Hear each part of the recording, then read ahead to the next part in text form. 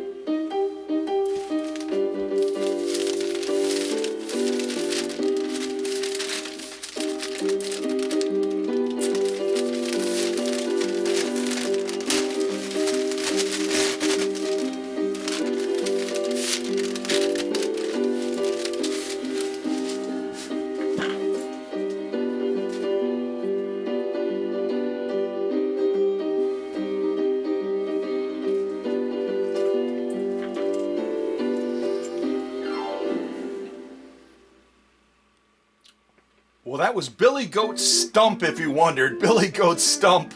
And before that was King Porter Stump. And the joint is jumpin'. A little bit of ragtime to start out this premiere. And I hope you're enjoying the music. Yeah, I'm going to turn it up even a little bit louder.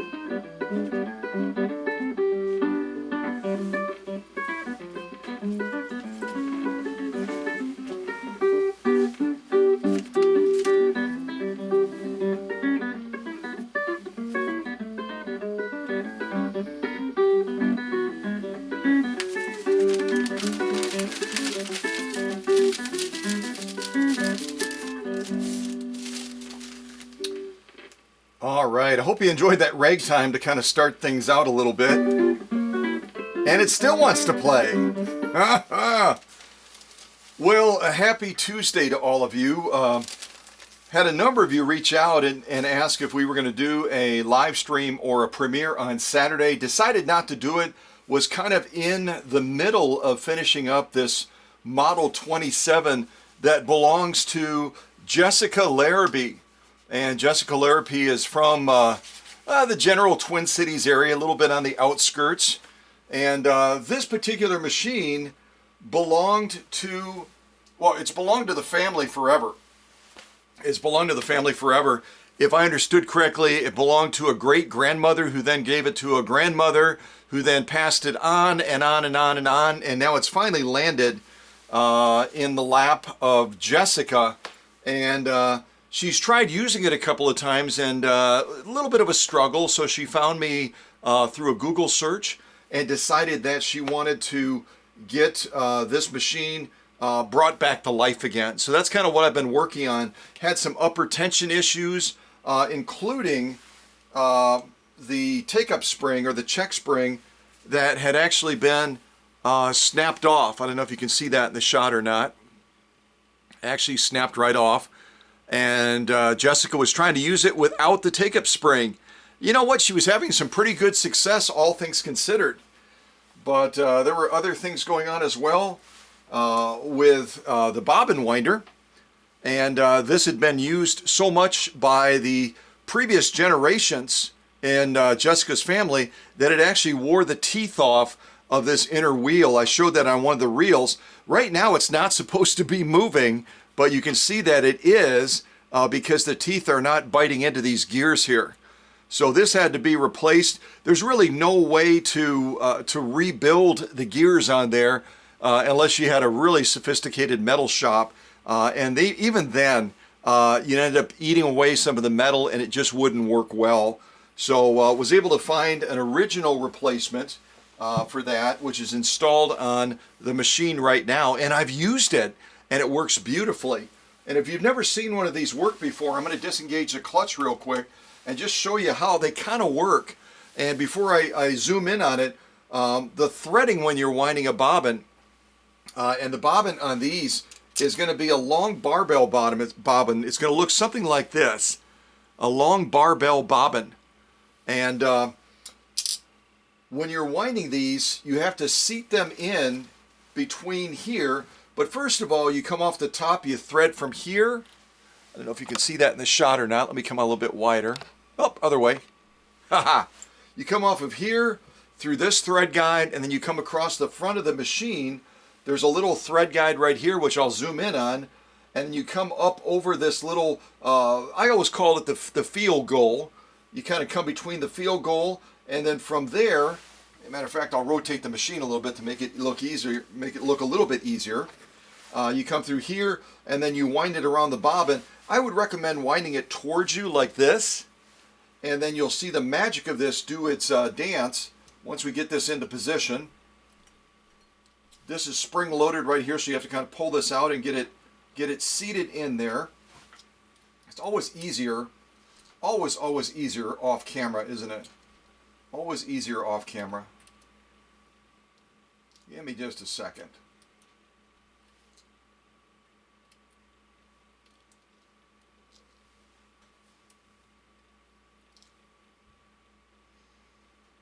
It's going to go in there eventually. I know it will. All right, I might have it in there. Might have it in there. All right, so let me zoom in on this. I'll show you how it kind of works. Cool little apparatus for winding the bobbin. And you can see right now I've got a makeshift belt over the track of the balance wheel because obviously it's not in a treadle table right now, which is how it would normally operate. All right, I think I got it pretty good now. So imagine now that it's threaded as I described it. It's threaded as I described it with the thread coming off the top, comes across the front of the machine, comes into this track right here, goes between this little barbell bobbin field goal post, and then it goes around the barbell bobbin itself. And then as the machine is turned, this will move back and forth like a pendulum to distribute that thread evenly on the barbell bobbin. And I will tell you that with the action of this, because this can also accommodate a longer barbell bobbin than what Jessica is using, this would actually be over a little bit further. So you'll see that that pendulum moves a little bit further to the left than the actual barbell bobbin. You might want to just manually kind of adjust that a little bit by directing the thread over to the right when it hits that far left point, just so it doesn't concentrate too much on the left side of the barbell bobbin. But you get the idea. As it's turning, it does a beautiful job of distributing that thread on the barbell bobbin. And there are some that argue with the barbell bobbins, particularly the ones that are in the really old 12Ks that came out of Britain, that the outer edges should be a little bit higher than the center portion of the barbell bobbin, and that will facilitate the thread being fed in the vibrating shuttle more easily and more evenly. But I picked up a bunch of extra barbell bobbins for Jessica, as you can see, and you can see the remnants of her upper tension that were replaced. And I also had gotten, just as a backup plan, I had gotten another vibrating shuttle. These have an expiration. Over time, because of their use, they will start to wear out. Unfortunately, this one I got, which they said is good for a model 27, really doesn't fit in the carriage properly. And I'll show you what that carriage looks like in just a moment as I bring the camera over that way. Let me see if I can do that.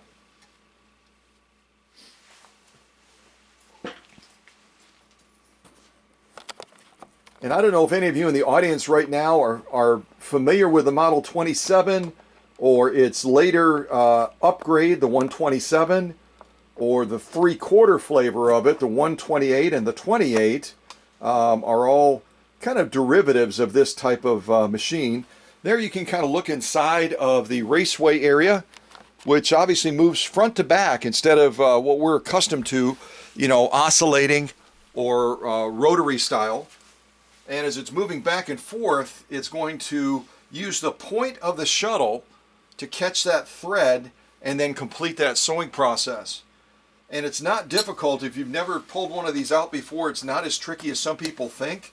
You bring the carriage so that it's all the way to the front right, and then you simply push down on the point gently, and it pops up the butt of the vibrating shuttle, and then just grab it with your finger, and you can just pull it straight out like this. And when you're threading one of these, it's also not as complicated as people sometimes will make it. I'll come out just a little bit. Right now it's currently threaded. Let me go ahead and pull this out.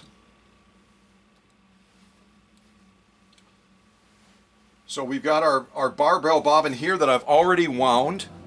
You can see that. Nice even winding on it. When it comes to adjusting, I'll point out a couple things on this shuttle before we put it back in.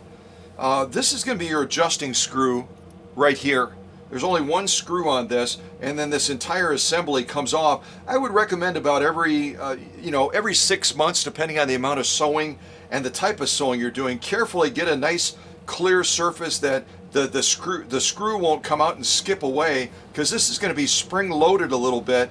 When it pops up, you don't want that spring to launch that tiny little screw, right? You don't want that to happen.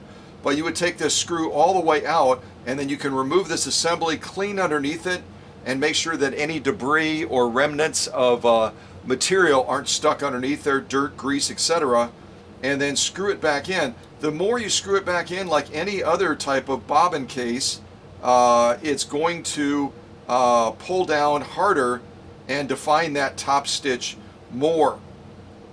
And I can tell you on the Model 27s that were first introduced around 1889, that these tend to be a little bit more needy when it comes to tension. By that I mean you've got to turn these up higher than you would the later version of the Model 127 that came out right around 1913. So if you're having trouble getting a tension balance, don't be afraid to turn up this shuttle higher than you normally would, it's going to need that. So as we're getting ready to drop it in to get it ready to go back into the machine, you want to make sure that the thread is coming from behind. Let me just tighten that up a little bit. You want to make sure that the thread, and I'm going to look at the camera to make sure I've got a good shot.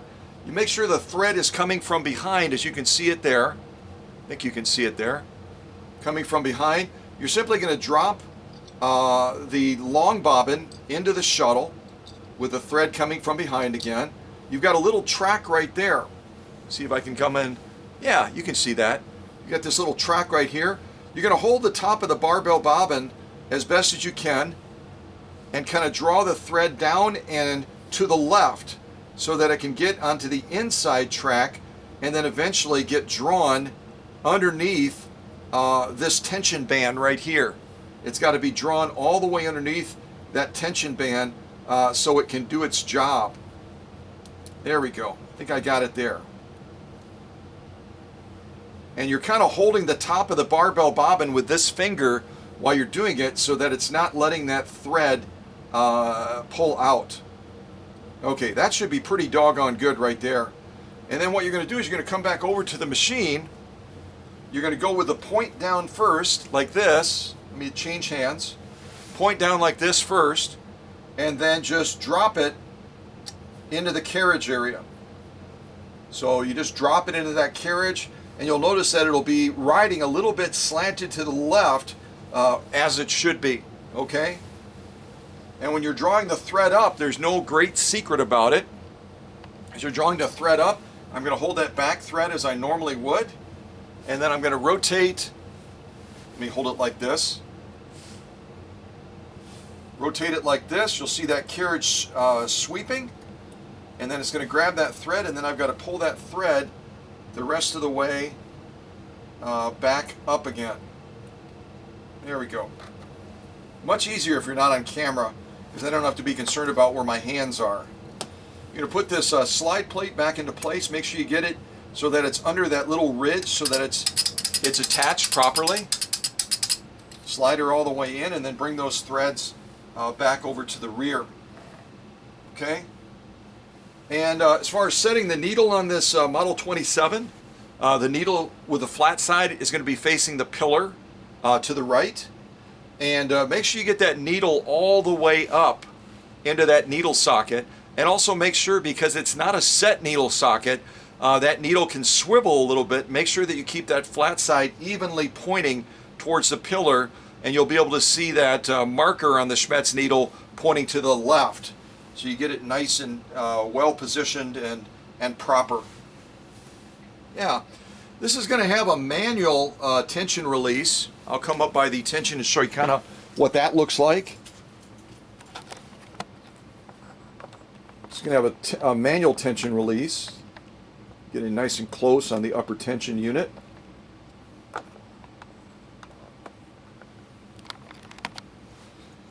And by manual tension, it means when the presser foot lever is up in the rear of the machine, it does not release the tension on these discs. You've got to do it manually by pushing this spoon type apparatus in.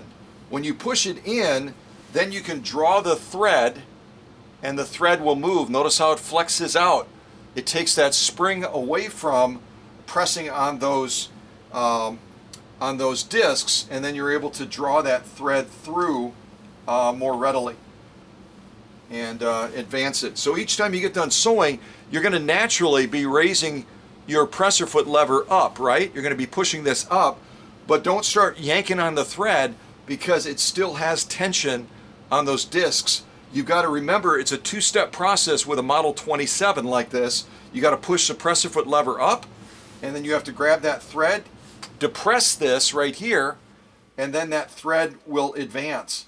If you try doing it without pressing this in, it's going to stress this take-up spring and kind of push it out of whack a little bit. And then when it's operating, it's not going to be operating fluid, evenly, and in proper alignment.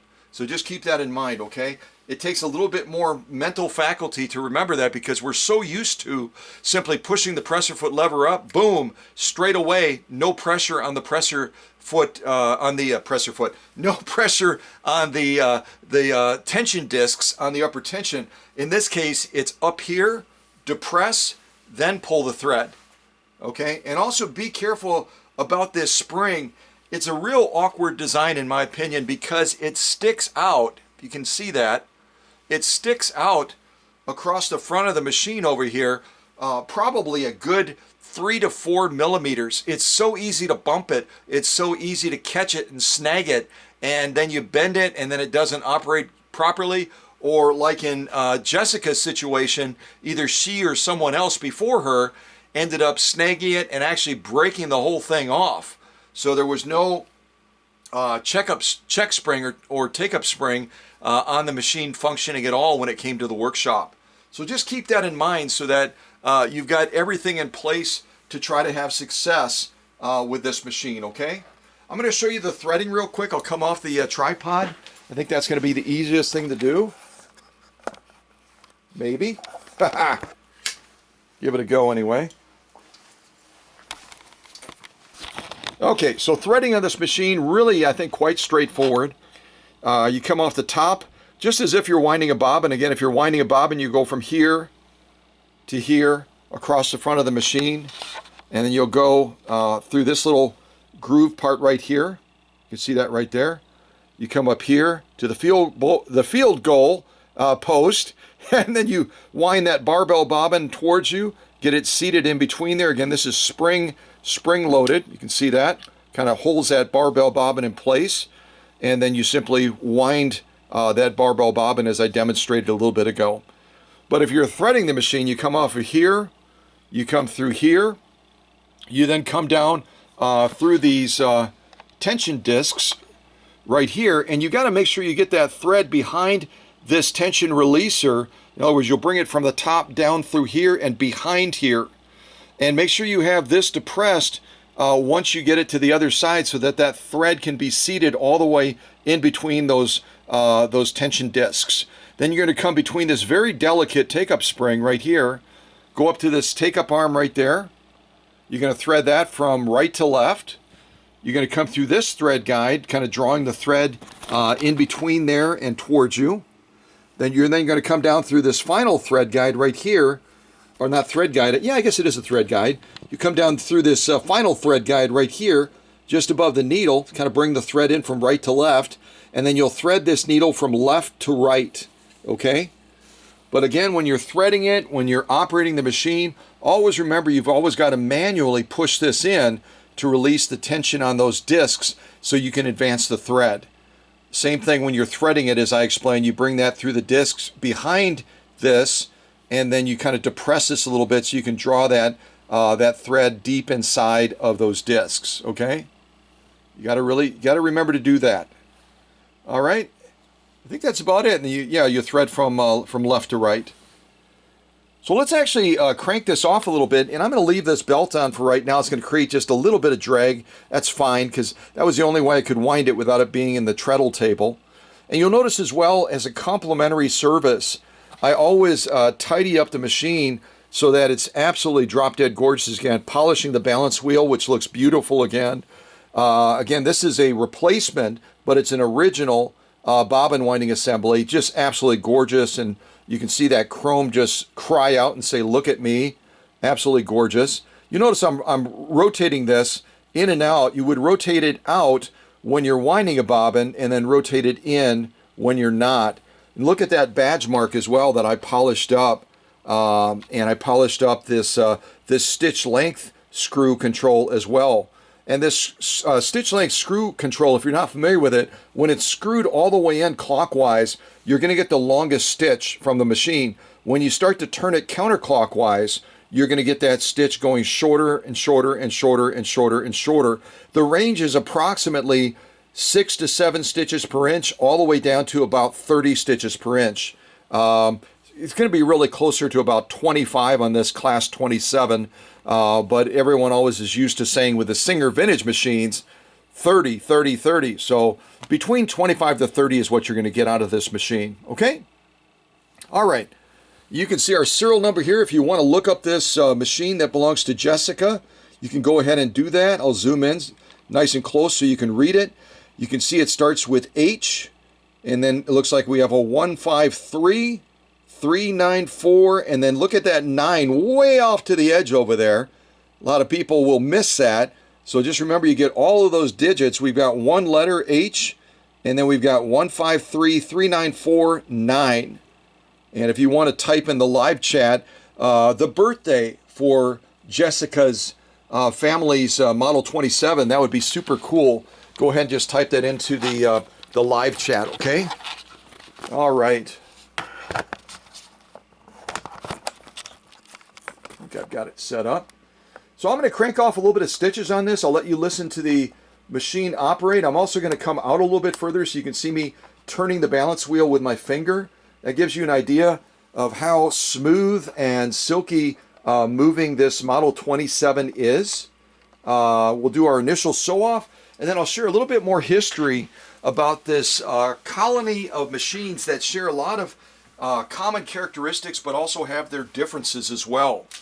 So I think I'll start with some good old 100% cotton, which would have been the material most commonly sewn on this Model 27. And again, the Model 27 was introduced right around 1889 and then produced until around 1913. If you're curious about the size of this, I'll just tell you real quick. The overall length of the machine, I've got my screen pointing the wrong way. The overall length of the machine is going to be right around 14 5/8 inches. Why don't we just say a little bit more than 14.5 inches? And then it's going to be from the needle to the pillar, which is part of our integral harp space, right? It's going to be right around 8 inches. And then from front to back, you're looking at a length of, get the right end of the tape measure here. Front to back, you're looking at right around a little bit short of 7 inches, a little bit short of 7 inches, and then from the bed to the bottom of the arm, a little bit less than 6 inches. So just figure 8 by almost 7 by about 6. That's a lot of workspace. And that's part of the reason that this machine was produced as long as it was, from 1889 until 1913, because people loved it.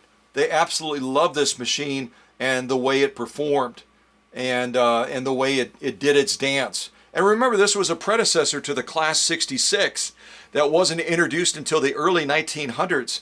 So this really whet their appetite to eventually see the Class 66 come into production and add a lot of nice pluses to it. And even the model that much more closely followed this 27, the Singer 127, that again was produced from 1913 until around 1940. So when this one stopped being produced, the 127 came on the scene, and it offered a number of cool things that people really liked. It offered, instead of us having to tip the shuttle to get it out, it had an ejector for it. It had a number of other cool features added to it. It had a tension release so that we didn't have to remember to push this. And then it also added a thread cutter as well to the Model 127. Now I want to offer folks a quick opportunity. To win something that I think you'll like. Let me see if I can get my mitts on it. And I'm also going to be inviting Susie down shortly to talk about Guggenhein scissors. But for right now, I want to offer to give away a pair of these 9-inch professional tailoring shears. If you can find these answers and be the first to put them either into the live chat, or if you want to text them to me, you can do that as well. But because this is going to be pre-recorded and broadcast after it's been recorded, you can only do it during the broadcasting of this premiere, not afterwards. Don't reach out afterwards and say, hey, I've got the answers. It'll be too late. It's got to be done during this live broadcast or this pre-recorded live stream, if you will.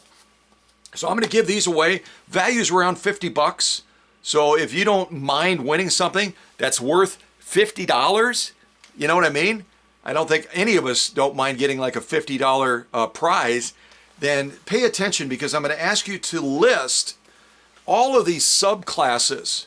And you can find this. You can find this on the internet. Use the internet, use any resource you want. I want you to list all of the subclasses of the Singer 27 and, basically put them in order if you can.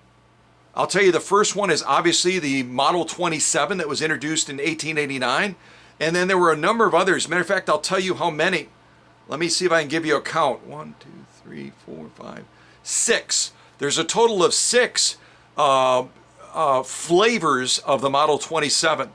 And as a bonus, you can win an additional mystery prize to go with this if you can also tell me the number of subclasses there are for the Model 127 that started being produced right after this went out of production around 1913.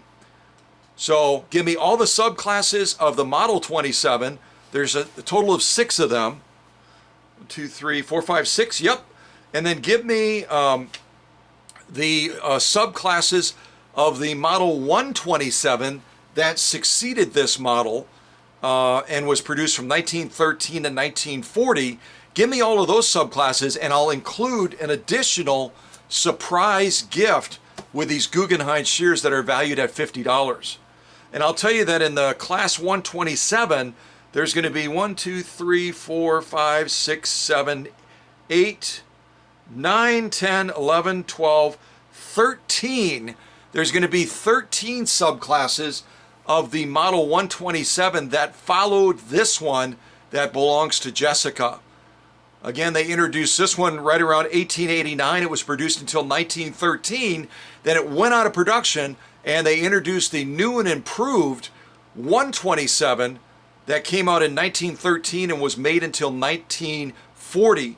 And again, there were about 13 subclasses of that later model, the 127. So get going, start Googling, start looking it up, and you can type it into the live chat, or you can text it to me during this live broadcast of this premiere, and then you'll get the Guggenhein shears if you get them all right. Plus, you'll get an extra bonus gift as well that's going to really, really make your toes curl, okay? All right, so get busy. I'm going to put on a little bit more rag time, and then we'll get this sew-off going. Try to get this going. Ha ha!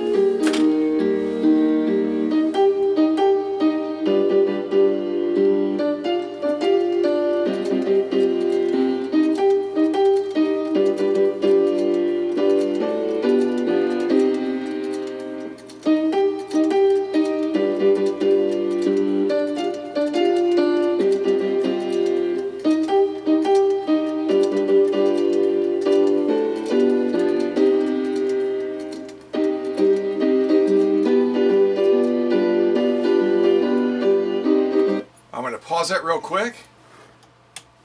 Now I'm rotating this material around. I have to remember when I rotate it around that before I try to advance that thread, I've got to push that manual release. And that really was the cool thing about the Model 127 that followed this, is you could flip up the presser foot lever and it would be automatic like we're used to.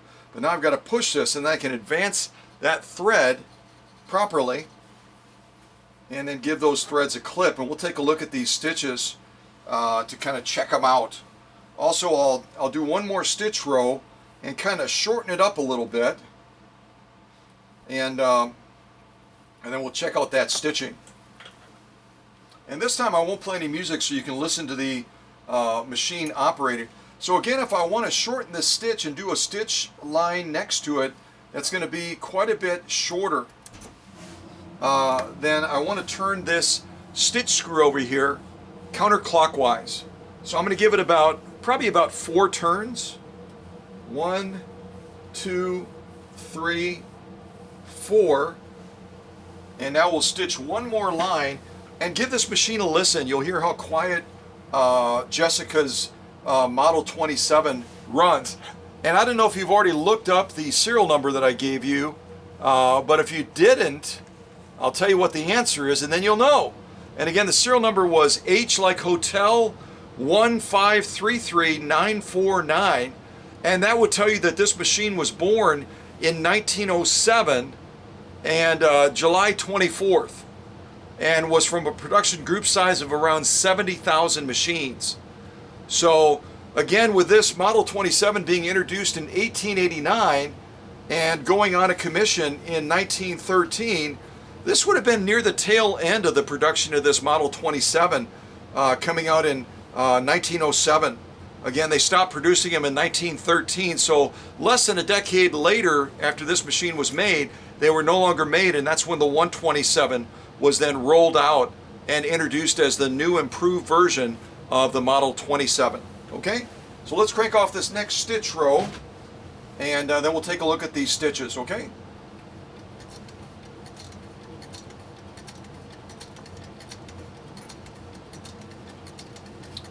Turned it about 4 times, but that's probably still not enough. But we'll see that it's a little bit shorter than it was anyway. And if you can see it, watch this take-up spring do its dance up and down as that take-up arm goes. They go in unison to pull that thread a little bit more taut on the bottom of the material.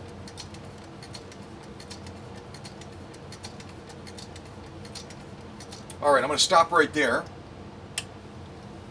Bring this around, and you might have seen I adjusted the upper tension a little bit, because when I looked at this longer line, the longer stitches are, the wider stitches are. If you've got a machine that zigzags, the more tension becomes critical for that top stitch. The more tension becomes critical. So if you're ever doing a longer stitch or a wider stitch, you can usually anticipate you're going to have to adjust that upper tension down just a little bit. You'll have more success with the lock stitch than you do with the top stitch, and so you'll have to adjust this down to give a little bit of an edge to that vibrating shuttle to be able to pull down hard enough. Okay, hope that makes sense. So I'm pushing this manually now. My presser foot lever is already up, but I have to push this manually to take away the tension. Then I can draw this out very nicely and very easily. Don't forget to do that. Give this a cut, get this into place.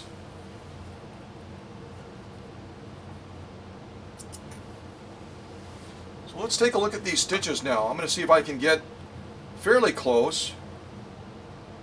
I'm going to lay them down like this, and we'll take a look at them, and then we'll flip it over and look at that lock stitch. I'm going to take the camera off the tripod. That might be my easiest route with these real bright LED lights above. And I didn't specifically describe it to you, but what we sewed here is 8 layers of 100% cotton. 8 layers of 100% cotton. And I never told you, I had experimented with a number of different needles over here, a number of different needles. I tried leather, I tried quilting needles, I've tried jean needles. I think I even tried, what was this other one I tried? Oh yeah, Jersey ballpoint needle as well. And the one that seemed to perform the best with this Model 27 was our universal needle. So that's what I've got the machine set up with, is a 9014 universal needle. So I'm going to try to zoom in a little bit. Hopefully the camera is kind to us. And we'll kind of go across these stitches and take a look at them. So you see our upper row is that longer stitch, right around 6 to 7 stitches per inch. Beautiful stitching. And then I gave that stitch length screw over here just above the beautiful medallion. Give this about 4 turns counterclockwise to produce the stitching for that second row that we're looking at right now. Kind of get back here a little bit and let the camera focus. So I don't know what you're seeing, but I'm seeing some beautiful page 34 stitching. They really are quite spectacular. And, you know, the Model 27, I think, stitches incredibly well when she's at the top of her game. We'll go a little bit closer.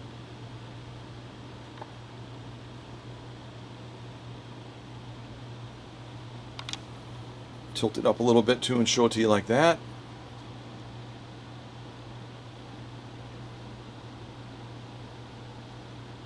Yeah, so 8 layers of cotton. You know, cotton is usually thought of as an easy sew-off, as I say all the time. But when you get up to 8 layers, you're talking about a thickness like this. Where is it? A thickness like that. That's a pretty serious stitching. And yet you saw me turning this with my finger with absolute ease. This machine is just utterly silky smooth right now. So let's look at that lock stitch now. I'm going to turn this over. We'll look at that lock stitch. And you can see what I'm talking about. The lock stitch is absolutely spot on. It's absolutely spectacular in how it's presenting, which tells us that we could even back off that upper tension maybe even a little bit more if we're going to be sewing a lot of cotton. Give a little bit more of an edge to that, that top stitch. It's about as far as I can zoom in, I think. It kind of went out of focus there when I tried to get a little bit too close.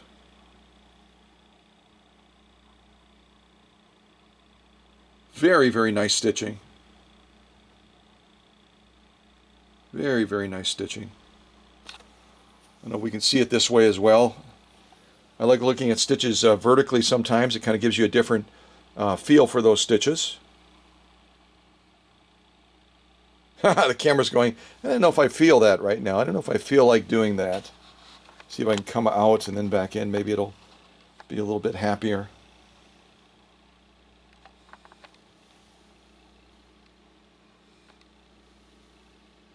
Yeah, we'll stop right there.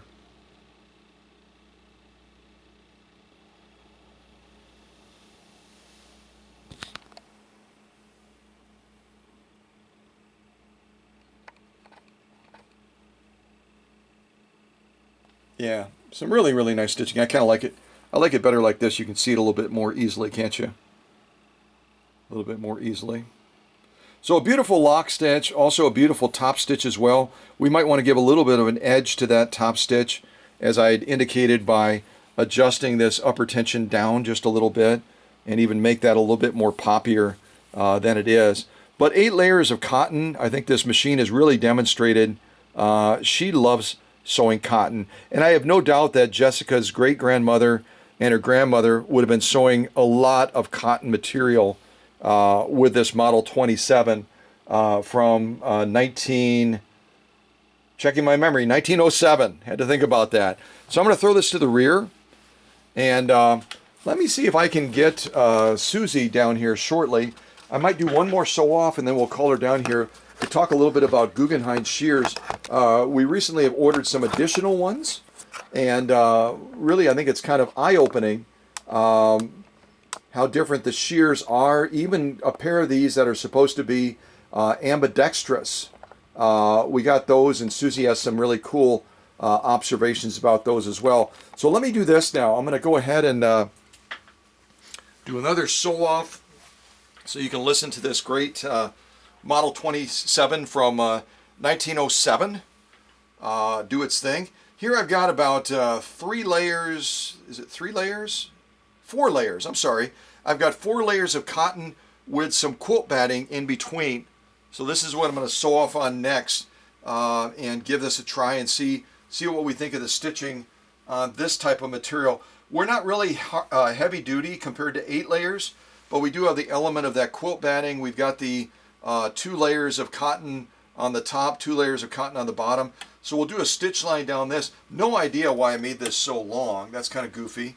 Let me shorten this a little bit using my Guggenhein shears. These are identical to the ones that if you answer those questions that I posed earlier, you'll be able to win a pair of these Guggenhein 9-inch professional tailoring shears. I'm going to cut this down just a little bit. There we go. Get this back in place again.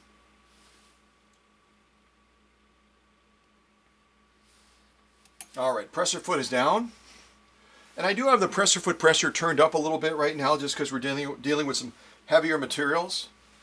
So right now I'm going to go ahead and turn this. This time you'll have a closer look of the needle action. You'll notice it has that little double bop type feature where the needle goes down, it kind of comes up a little bit, and then it goes down, and then it kind of bounces up and down. And that is in the timing of that carriage moving back and forth with that vibrating shuttle.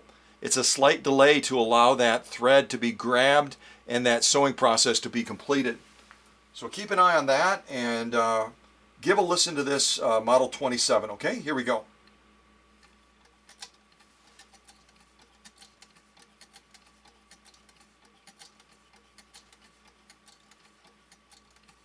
Oh, I forgot to adjust the stitch length back. So we're going to get a shorter stitch, and that's okay. That's okay.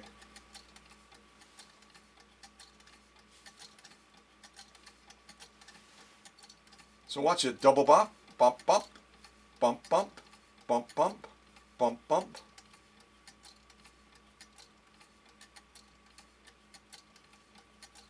All right, so I'm going to stop right there. Rotate this around, and again, like I've said multiple times, make sure that you push this release before you draw that thread, okay? Pull that release, push that release, and then pull the thread. Get that back into place. So I'd have to measure this to tell you how many stitches we have within a 1-inch space. I'd have to measure it, which I will. I'll do that. And we can tell with that stitch length screw how far I turned it out and what we got as a result. So I'm going to go like this,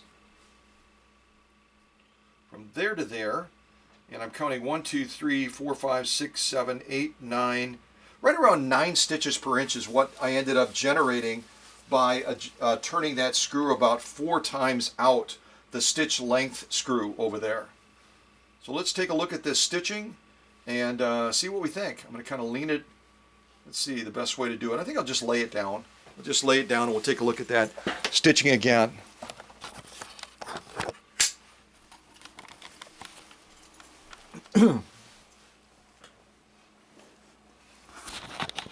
All right, I'll do my best to get fairly close. This is our top stitching.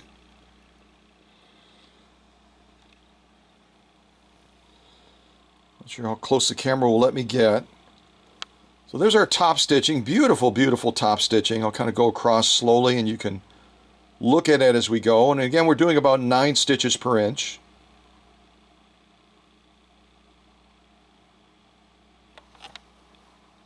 See if I can do it like this as well. I don't know if this is going to work.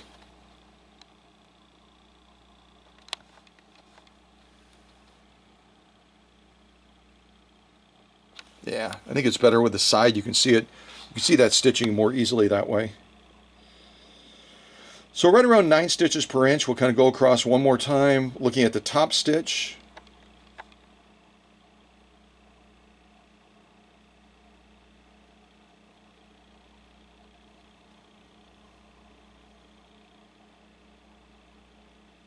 Very, very nice. And again, I think maybe just a little bit more pull down would get that stitch even a better poppiness. So adjusting back that upper tension would be beneficial when you're stitching through, you know, several layers of cotton, about 4 layers of cotton, and then that additional quilt batting as well. Yeah, very, very nice. Very, very nice stitching. So I'm going to turn it over now. You can kind of see what we just went through. I'll show you from the side. 4 layers of cotton along with the quilt batting. Some beautiful top stitching. Very, very nice top stitching. Now we're going to flip it over and look at that lock stitching on the back side. And again, I think we're a little bit poppier than we need to be, which tells me we could adjust this back. Where it is. We can adjust this back even a little bit further. And part of what factors into this and giving us even a better defined lock stitch is you'll notice this little set screw right there. You can see, I see where I'm pointing. This allows you to swivel this up or down, giving the take-up spring more range of motion. The more you push this up when you loosen the screw, the more that this platform is going to drop down, which increases the range of motion of the take-up spring. And the more range of motion in conjunction with the take-up arm right here, the harder it's going to pull up on that thread on the bottom to define this lock stitch. So you can see right now I've got this adjusted so it's got a fairly large range of motion. The range of motion is quite large on it right now. If I were to loosen that and push this down, then it would push that platform up and it would reduce how much that check spring or take-up spring is moving, which would decrease the pull factor for the lock stitch. And I only explain that because a lot of people don't even know what this is for or how to adjust it, but that's the whole function of it, is to increase or decrease range of motion for your check spring to enhance or accentuate the results of that lock stitch. Okay? Hopefully that makes sense. Let me zoom in a little bit more. We'll look at this lock stitch now, which is incredibly poppy. We could definitely afford to back off that upper tension a little bit more. Considering the range of motion that we have that check spring traveling right now, we don't need as much tension to maintain the integrity of that lock stitch as we would otherwise. But that is an absolutely drop dead gorgeous page 34 lock stitch. Absolutely gorgeous. Really, really quite lovely, isn't it? A little bit closer now, go across the top. So the Model 27, again, that was introduced right around 1889, would have been a machine that would have been heavily used in sewing cotton fabrics, maybe some denim, and other common fabrics of that day. And it would have given you an absolutely drop-dead gorgeous stitch, whether you're doing around 9 stitches per inch like we are right now, or whether you were to adjust this back and go to around 6 to 7 stitches per inch. And I think we'll kind of go right in the middle. Maybe we'll do like around 7 or 8 stitches per inch. So I'm going to go all the way in where I am right now, and then I'm going to come back out maybe about 1.5 turns. So we won't be as long as we can be, but we'll be really, really close. Okay? Yeah, so some beautiful stitches on cotton.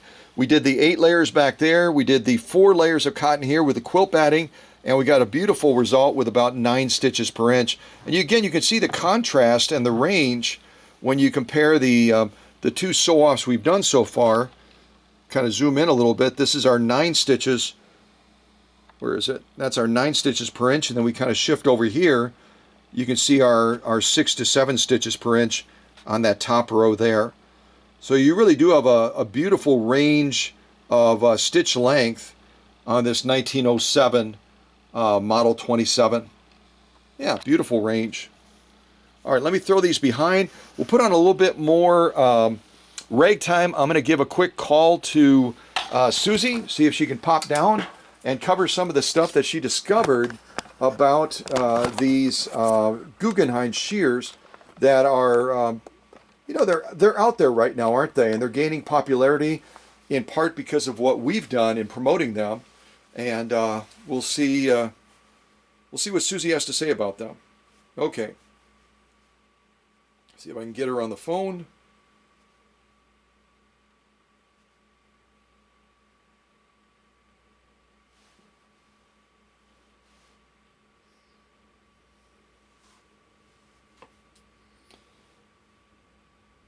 My phone is moving in its own time today.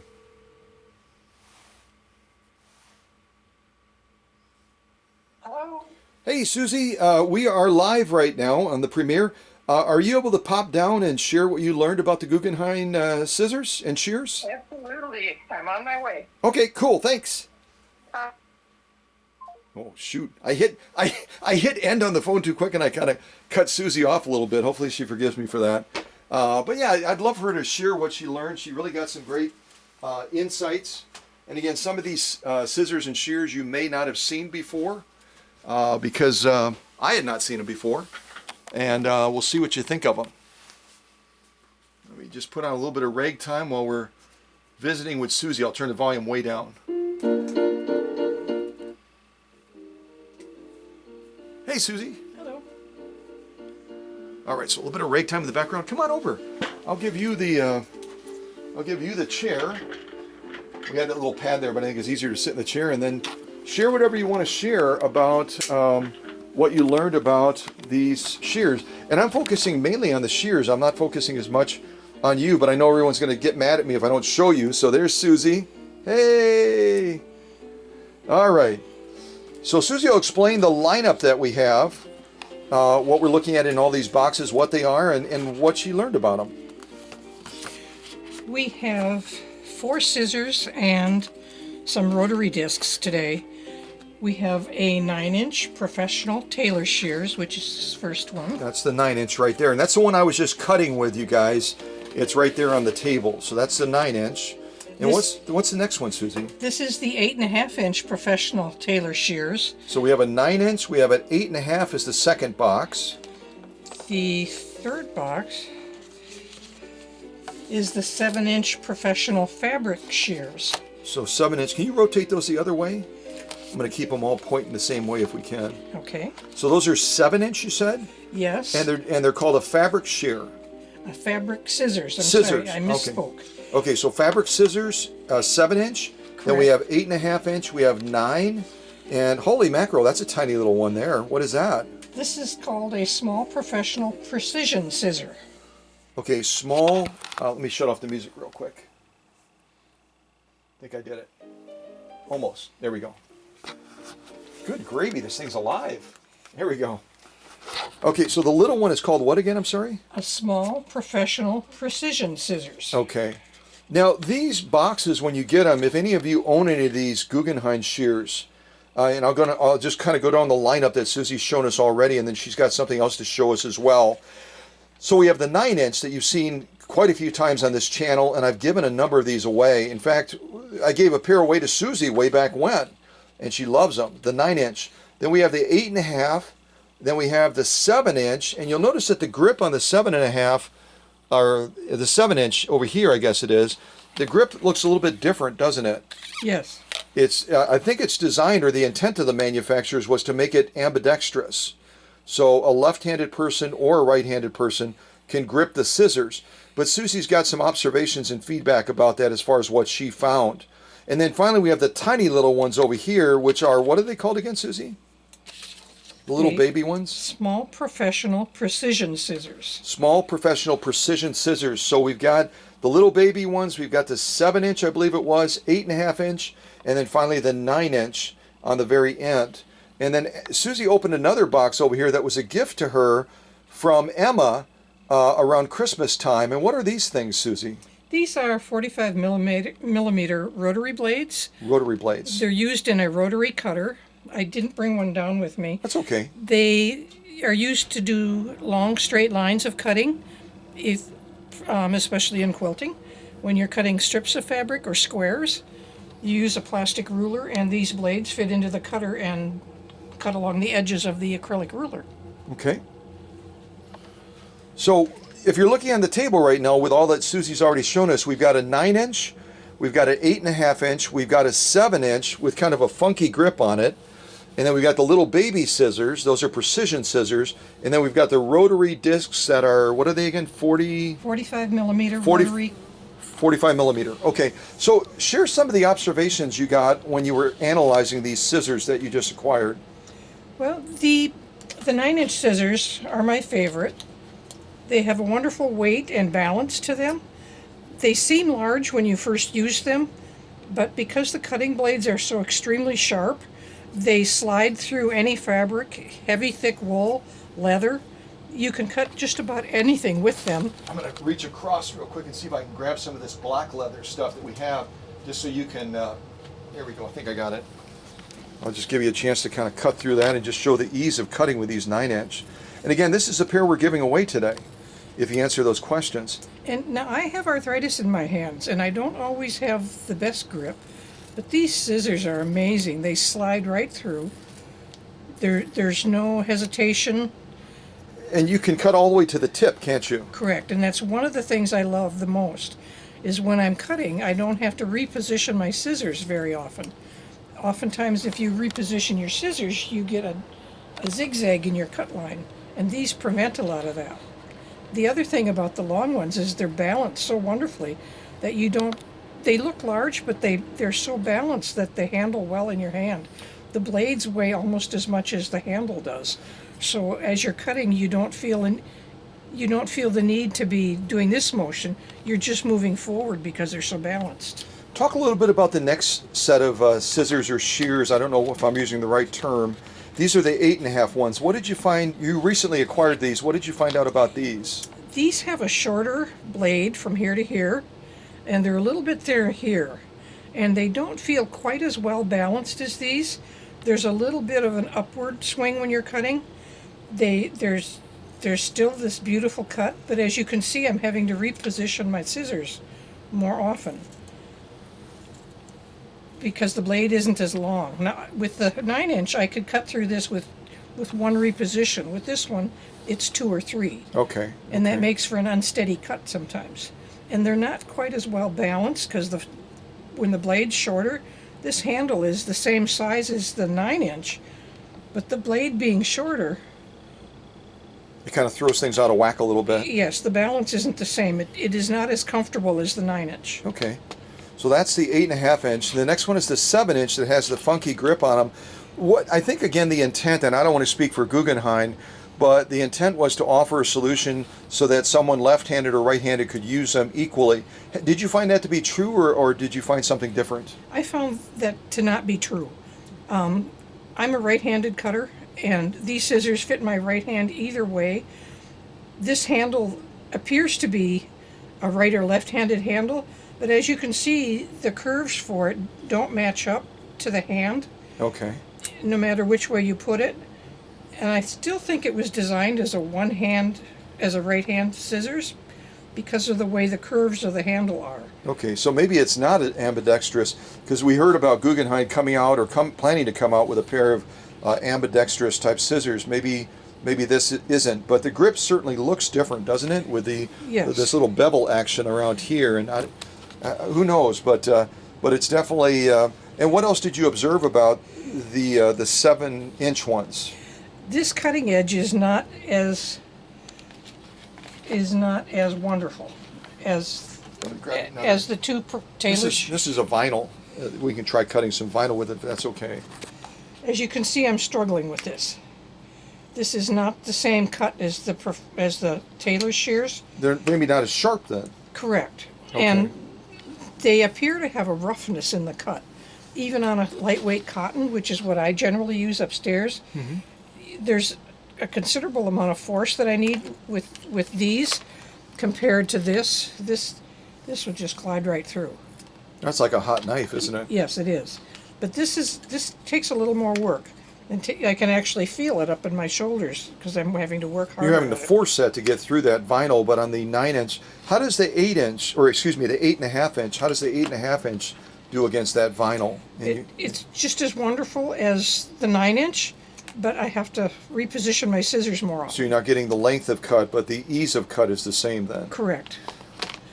Now, what about these little precision baby scissors? What did you find out about those? And I can give you a different type of, let me see, I'll give you some cotton for those. That would probably be more appropriate to cut with those little baby scissors. These small ones are for very fine detail work, and they only work for little tiny areas. If you're removing a seam, or if you have to rip open a seam, these would be ideal because you could get between the tiny little stitching.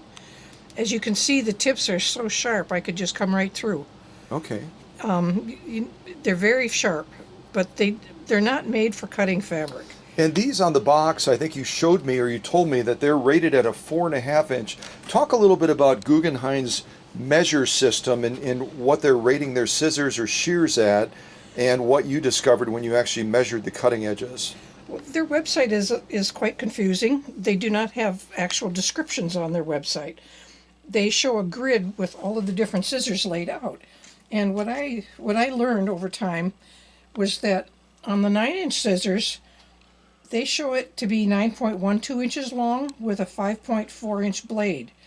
What I found in the overall length was that the scissors was 9.5 inches. So this scissors actually measures 9.5 inches from here to here. And they're calling it 9.1. Huh, okay. Now on the 8.5-inch scissors, this scissors actually measures 9 inches. Interesting. And what are they saying it is? 8.5 for the length of the scissors and 4.3 for the blade. Okay. So we got some discrepancies then. That's Yes. interesting. Okay. And what about the 7-inchers? What did you find there? This was true to the measurement all the way across. The 7-inch, they say it's 7-inch, and they say the blade is 3.1. I measured the scissors at 7 inches as well. So they nailed that one, and the other two they're off then. Correct. What about the little baby scissors? And Guggenheim's going to hate me for calling them baby scissors, but that's kind of what I think when I look at them. What did you find on these as far as measurements? They called these a 4.5-inch scissors on the back of the box. Okay. I believe that's what this box is telling me here. See if the camera. When you actually measure them, I found the scissors to be 3.5 inches with a 1-inch blade. 1-inch blade. So that is a real short blade compared to the other scissors then. That would be a targeted precision type scissor like it's labeled then. Right. What I would use these for is like opening a seam or fine detail work. Say I sewed something I didn't want sewn or double stitched something and wanted to open up the stitching. These would be ideal for that. For any kind of real tight precision work where you don't really want to use a razor blade, which is typically something I've done in the past, these would be far safer than a razor blade. Okay. So your favorite is the 9-inch, Correct. or at least they're calling it a 9-inch, even though it isn't really 9 inches exactly. How would you, this would be used for a wide range of things. Just briefly, how would you use the 8.5? How would you use the 7? And you've already explained the precision one, so with those other two, the 9-inch I used for everything. I keep it within reach of my computer. That's your go-to. Of my sewing machine. Yeah. It's like right at my right hand always. This I would use for the same thing, but for smaller cuts. okay. This one wouldn't stay next to my sewing machine because I have to reposition it so often. Yeah. This might stay on my cutting table. I would use this for like 2.5-inch strips for quilting or for smaller squares. Okay. The fabric scissors, I'm hesitant. I didn't like the way they felt in my hand in using them. They call them fabric scissors, which wanted me to try them on various fabrics, which I did, and they had a bit of a chewing effect with the blade, and it even at times took the fabric and bent the fabric a bit because it had a little bit of a, it's like the blade grabs the fabric in some way. Almost like the alignment of the cutting edges are off or something, maybe. I'm not sure, but the feel of this blade is night and day different than the feel of these blades. Okay. These slice through fabric like you referred to them as a hot knife. This one is like it's been in the freezer. Yeah. Yeah. I would like to speak about these rotary blades a little bit. Yeah, absolutely. This has been one of my most amazing finds, and thank you, Emma. They're diamond edged. They're made in a very specific way, different than other rotary blades. Their website says that let's see, how did they say it? They're multi-layered, so they're made in multi-layers of metal. And they say that they don't skip and they're long-lasting. And that's absolutely true. Other rotary blades I have tried wobble, even when you're working to keep the blade up against your acrylic edge.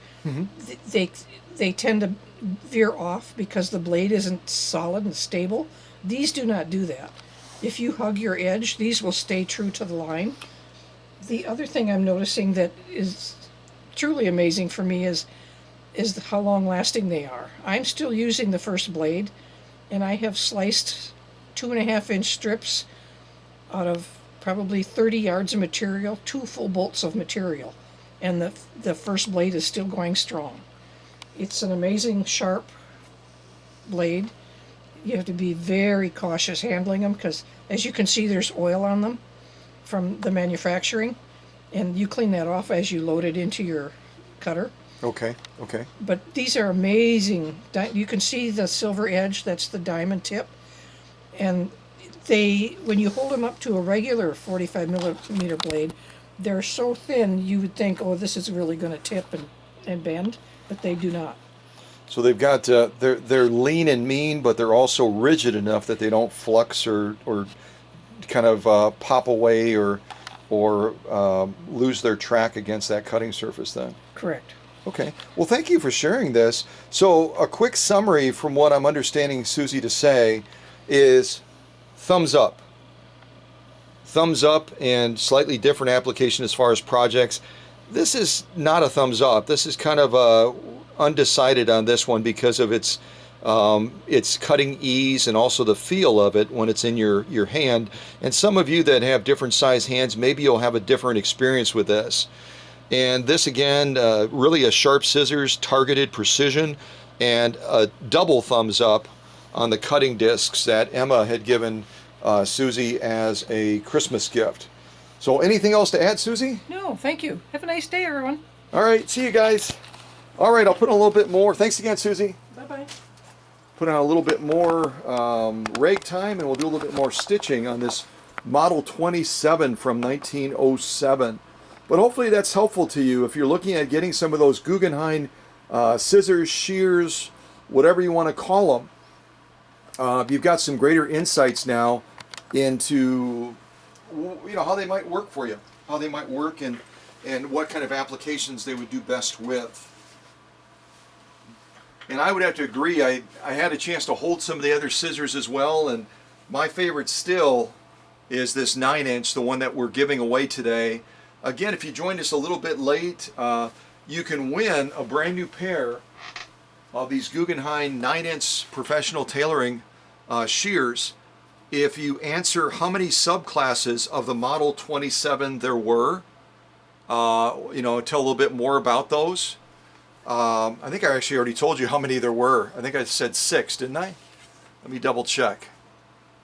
Let's see, 1, 2, 3, 4, 5. Yeah, right around 6. And then I said as a bonus, if you want to win something in addition to these, tell me all of these subclasses for the Model 127 that was introduced as a replacement for this and as an upgrade right around 1913.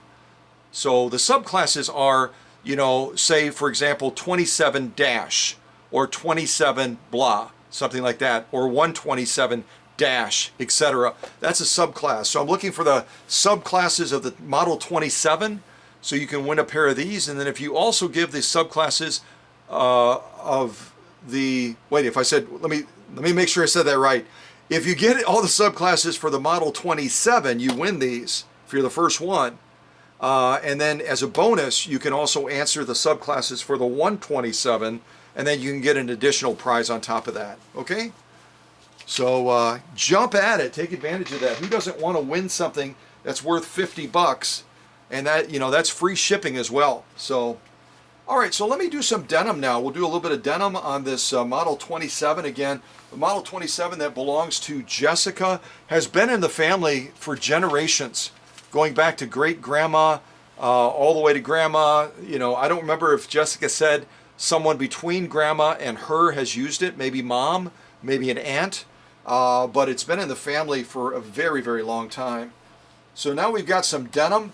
I'm debating whether I do 2 layers or 4 layers, and maybe this ragtime music will inspire me with a decision. But I'm also going to get some soda too. Haha!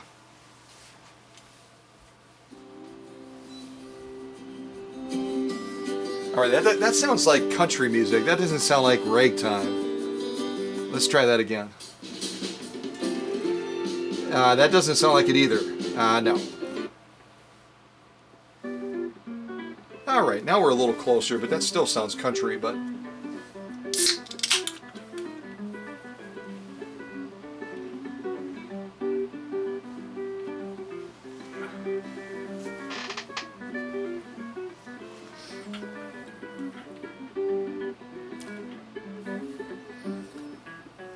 Well, again, if you enjoyed Susie's presentation talking about the different Guggenhein products, by all means type your comments in the live chat so that she knows that it's helpful, and maybe we'll do some more of that. A couple of you have asked about involving Susie more in these live streams because she's hosting this space that I'm using right now. So if you enjoyed her presentation, if you found the information and the insights she gave helpful, I certainly did, then go ahead and type that in to validate that, and we'll do more of that, trying to involve Susie in more of the live stream premieres. so you can get her insights and gain from her experience, right? Yeah. Sometimes a teacher, always a student. Yeah. I'm not into this. This doesn't sound like ragtime. Let's do the Billy Goat Stomp again. Billy Goat Stomp.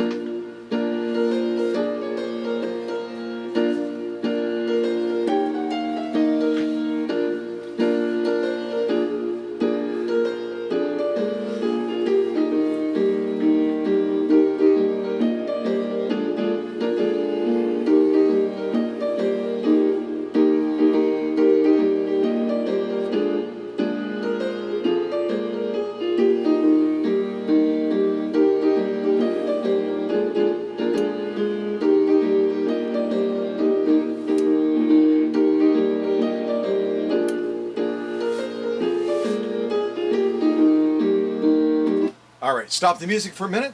So I've decided what I'm going to do is I'm going to start with 2 layers of denim, heavy grade denim, and then I'm going to add, basically going to fold this over, and then we'll do 4 layers. Maybe we'll go all the way up to 6, I'm not sure. But we'll do several different sew-offs and just test this denim out, because this would have been a very, very common material to use on a machine like this as well. And you may not have seen, I don't think I posted them yet, but you may not have seen what the chromium points of this machine that belongs to Jessica looked like when it came in. But trust me, it didn't look like this. And again, if you send a machine, or if you drop off a machine, or I pick up a machine, you're going to get a spa day for that machine automatically. So that when you get that machine back, it's going to be like, holy macro, you are looking good, standing tall, ought to be in Hollywood sort of thing. You know what I mean? So let's crank this off. We're sewing not at the maximum length, but pretty close. And then we're going to go from 2 layers to 4 layers. And we might go all the way up to 6 layers, okay? So give a listen to this machine that belongs to Jessica, again from 1907. And it would have been introduced again. The Model 27 was introduced originally in 1889. Was produced until 1913. So if anyone wants to do the math and tell us how many years the Model 27 was in production, and again there were several flavors of the Model 27, a total of, depending on how you slice and dice them, and whether you count the electrical along with the treadle as a separate subclass, you're looking at 6 to 7 different flavors that came out from 1889 to 1913. So 2 layers of denim, and then we'll kind of step it up from there, okay? All right, here we go.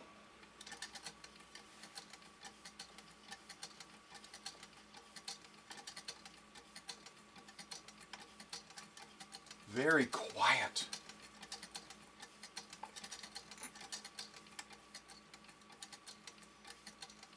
I love the double bop. I'm going to go really slow. Bop, bop. Bop, bop. Bop, bop.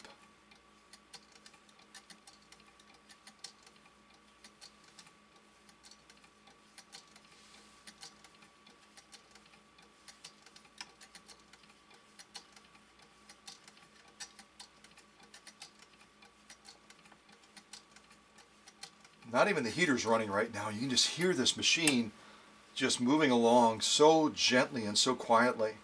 So gently and so quietly. All right, so now I've got the presser foot lever up, but now in addition to that, now I need to push this little spoon release to advance that thread manually.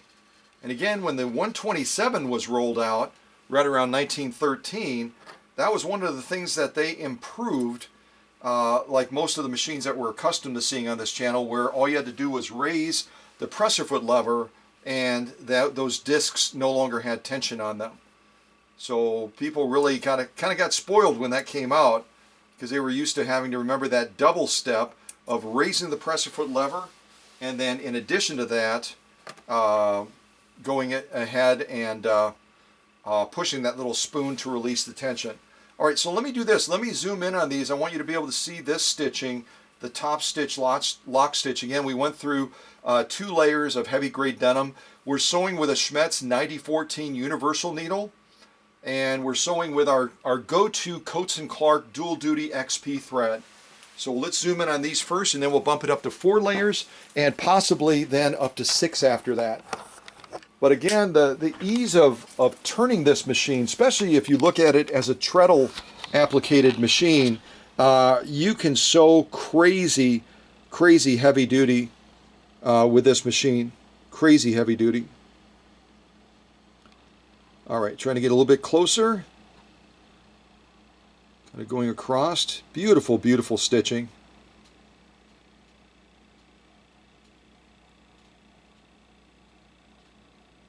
Try to change the angle a little bit so you can look at it from the side a little bit. See the curvaceous, beautiful lines of that stitch alignment. Really, really nice.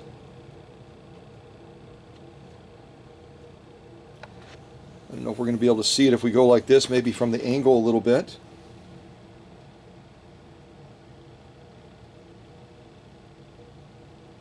So a really lovely top stitch. I would say it's definitely page 34, perhaps even page 34 plus. Camera's going, I don't know if I want to focus on that.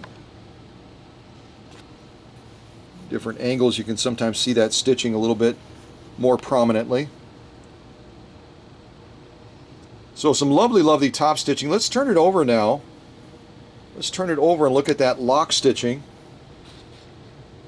which really I think is beautifully poppy, really quite lovely. And again, as I said earlier in this premiere, a big part of that is how I have this take-up spring adjusted right now. I've got it so that this is pushed way up, which lowers that platform and gives a larger range of motion to this take-up check spring. The larger the range of motion, the more it's going to pull that lock stitch tight.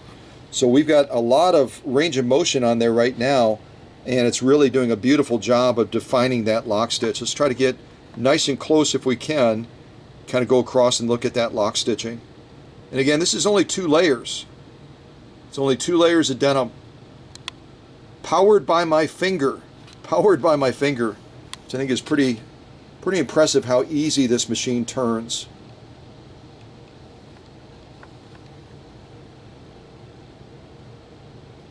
Trying to get the camera to focus in a little bit. So some beautiful lock stitching. You already saw the top stitching.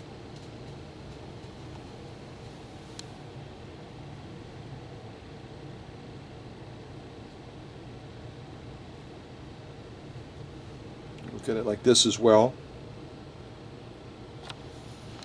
So some beautiful, beautiful lock stitching, top stitching. Now we're going to fold this over and we're going to bump it up to 4 layers, and then we'll see if we want to go any higher than that. But denim and cotton are going to be the most commonly sewn materials on a machine like this from 1907. So that's why I'm really concentrating on this. Plus I know that Jessica is planning on using this in all likelihood as a quilting machine. And so cotton will be a very common material to be underneath the presser foot with this machine. All right, so let me turn that screen around. I can see. I'm going to fold this over now, get us up to 4 layers. See if we can stitch right next to this other line.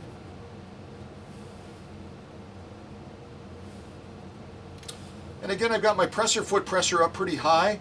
I'm probably going to go even a little bit higher now. I'm going to give this a little bit more turn off camera. Increase that presser foot pressure, maybe even just a little bit higher. And I'm also going to lengthen my stitch just a little bit more. All right, so let's give this a go now. We're going to stitch down 4 layers of heavy grade denim, and we'll see how Jessica's Model 27 from 1907 does against this material, right? Just get that needle position, take up arm all the way up. All right, let's give this a go. 4 layers of heavy grade denim. All right, here we go. Folks, I wish you could feel how easy it is to turn this balance wheel. It's absolutely insane. Matter of fact, let me stop right there for a second. Let me stop right there. You got to see me doing this. I did that on one of the other sew-offs, but you got to see me doing this. It's just, insane how easy, how absolutely easy this is.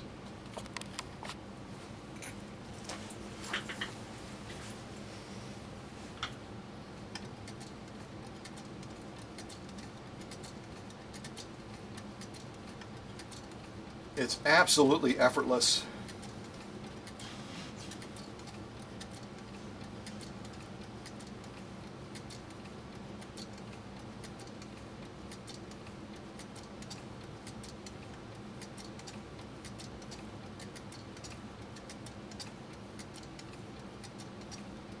Yes, I'm turning it. You can see that, but you can't even hear it.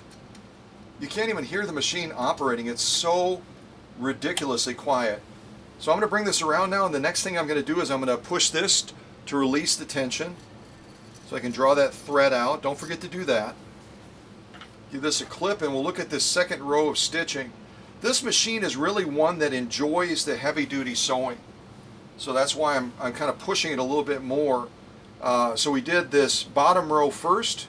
Now we did this top row second, and you're going to see that the stitching is even. The thicker we go, the more we push the machine, where other machines would lose the stitch definition.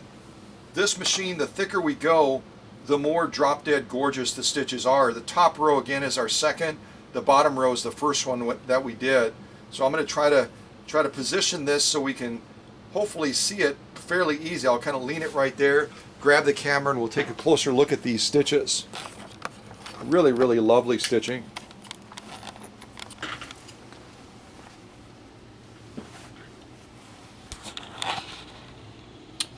All right, I'm going to try to zoom in. So again, the bottom row we're looking at is the first row. The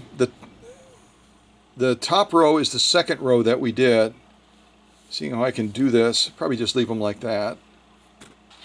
All right, so let's go across and take a look at those. I'll see if I can zoom in a little bit so that I don't create that little shadow. But look at those stitches. I'm going to try to get right above them if I can, go across. Top row, second stitch row that we did. The bottom row is the first stitch row we did. The first stitch row on the bottom was 2 layers. The top stitch row is 4 layers of heavy grade denim. And I think it's even more gorgeous than the first one. They're both equally, wow, wow! But the second one through 4 layers, again, like I said, this Model 27, it loves the thick of thick. It truly, truly does. It loves the thick of thick.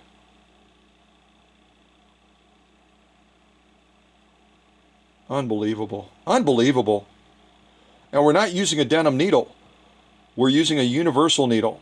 We're using a universal needle by Schmetz. Turn it like this as well. Kind of look at it upside down. So I've turned it upside down now. So what we're looking at now from this angle is the top row, the one closest to the camera, this one right here. Where is it? This row right here is our second row. The one on the bottom is our first row.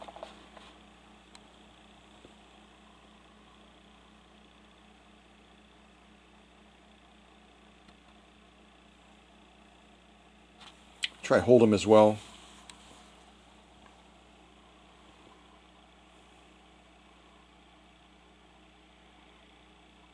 I'm trying to get the camera to say, yes, I will focus today.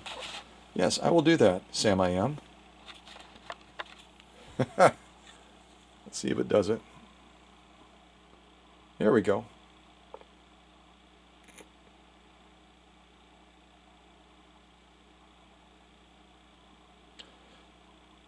Yeah, I am loving that stitching. Aren't you? So 2 layers and 4 layers. Now we're going to turn it over finally and look at that lock stitching. I'll do my best to give you a good view of that lock stitching now as well.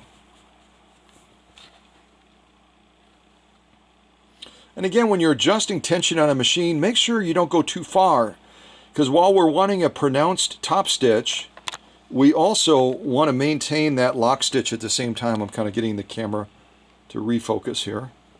We're also wanting to maintain that lock stitch along with having a pronounced top stitch. So you got to be careful you don't go too far, otherwise you'll steal from one to give to the other. Camera's saying, I don't like that.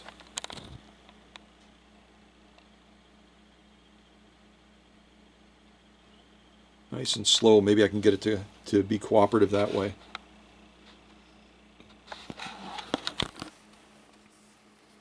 Let's see here. So this again is our lock stitching. Kind of look at it like this.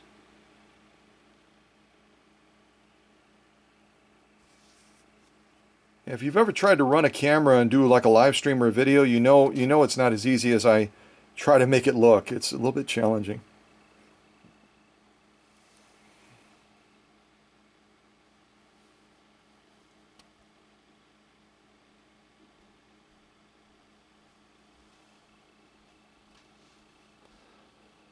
So some absolutely gorgeous stitching, lock stitching, top stitching as well. I'm trying to find the right angle for this. That's a pretty good angle right there. You see that stitching is just absolutely beautiful. The stitch spacing, the integrity of the stitch is just bang on. And that's 4 layers of heavy grade denim that we just sewed. 4 layers of heavy grade denim. I might also just shut that light off above me. That might help us a little bit. We've done that before. See if that takes that glare factor away just a little bit. Yeah, that does help a little bit maybe. So at any rate, I won't belabor this. Lock stitch, top stitching is absolutely gorgeous through these 4 layers of denim. I think that's enough. I'm not going to do any more denim right now. We've really, I think, demonstrated how absolutely drop dead gorgeous that stitching in fact is. Both the two layers and then ultimately the 4 layers, both with the top stitching and also the lock stitching as well. And let's move on to something else. We've done cotton, we've done denim now, and maybe we can do a little bit of fake fleece. I've got some upholstery material as well. These are the materials that I have left. I've got this fake fleece, which is 100% polyester. I've got this upholstery material, which is, I think it's a combination of nylon, recycled nylon 55%. The yellow stuff, kind of the mustard stuff on the left, is 55% recycled nylon and 45% polyester. And then it also has an acrylic backing on top of that.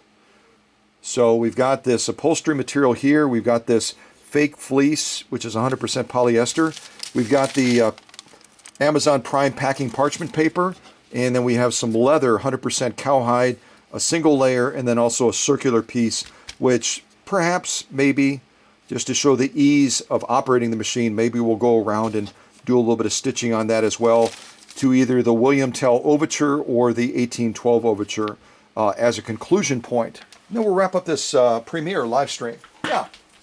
So let me get this over here. We'll put on a little bit more ragtime, and then we will move forward.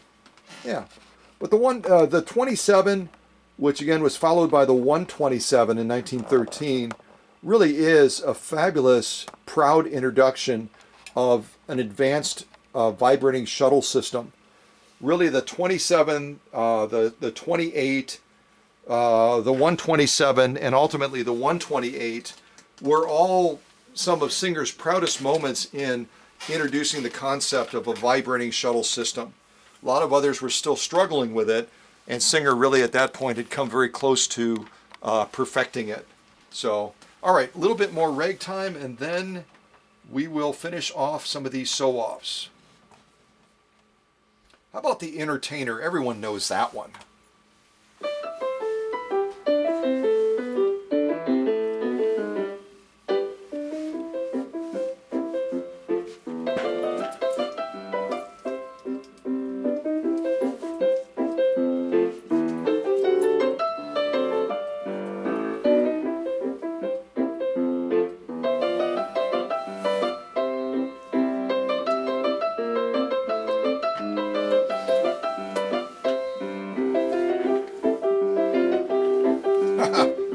Perfect song.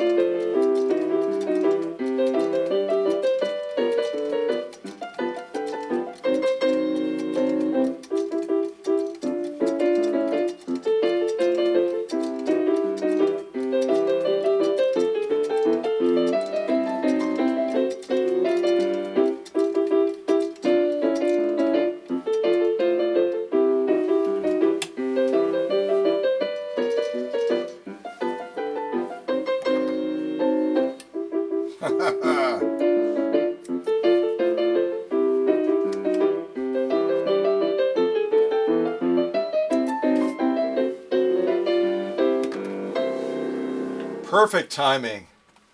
Perfect timing. Well, obviously, I'm not motorized apart from my finger. So, I'm not motorized apart from my finger, so I only made one loop around to close out that circle before the music ended, and that's okay. So we're going to take a look at this stitching now and see what we think of this. I think it's quite lovely stitching. I'll kind of do the best I can to kind of maybe like this. Kind of balance it up there like that. And this is again 100% genuine cowhide leather.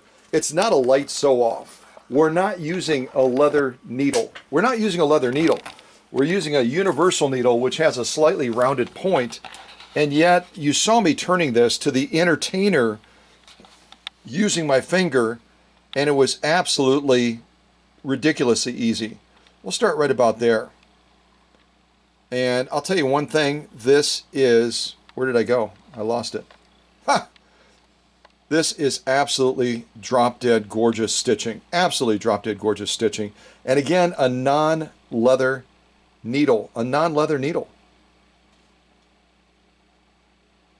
Absolutely amazing.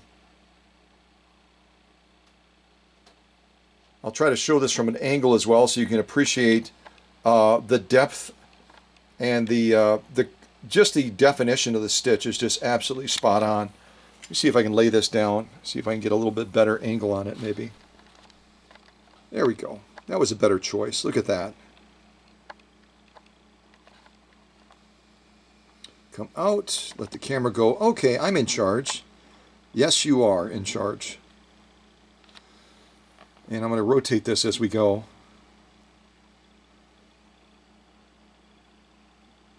Folks, that is page 34 plus stitching.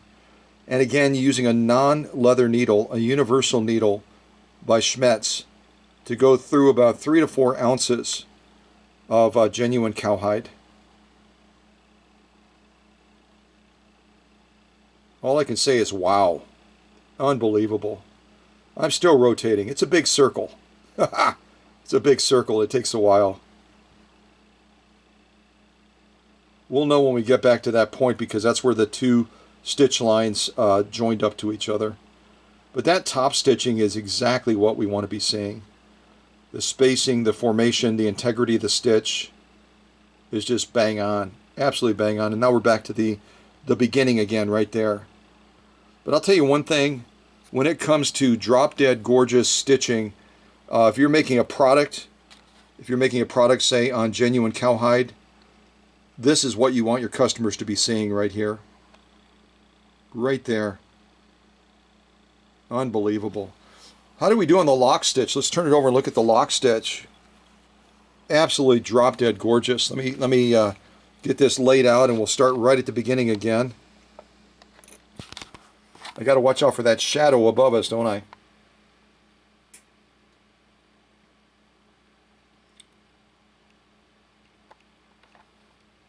Let's try shutting that light off again, see if that helps at all.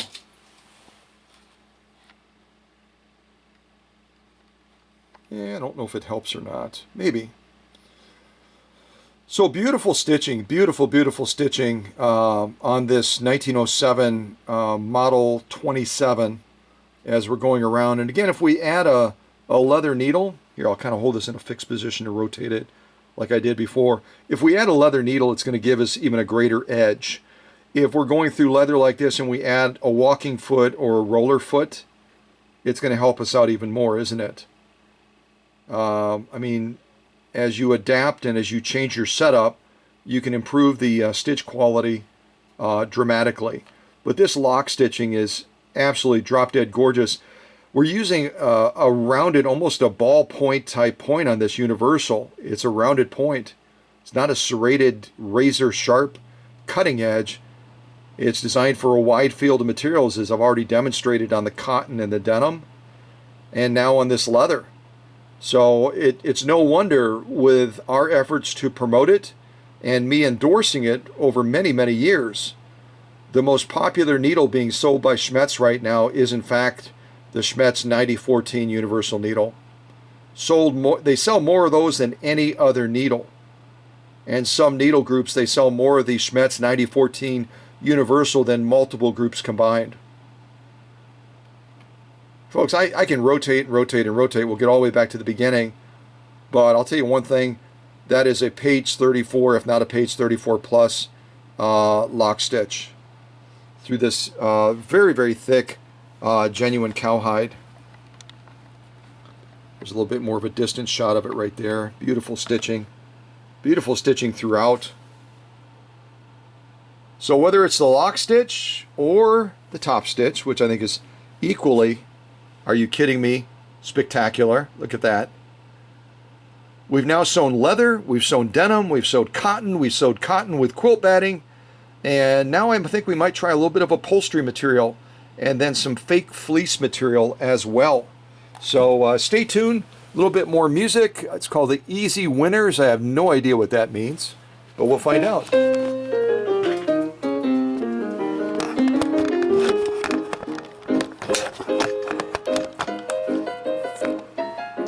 Turn our light back on.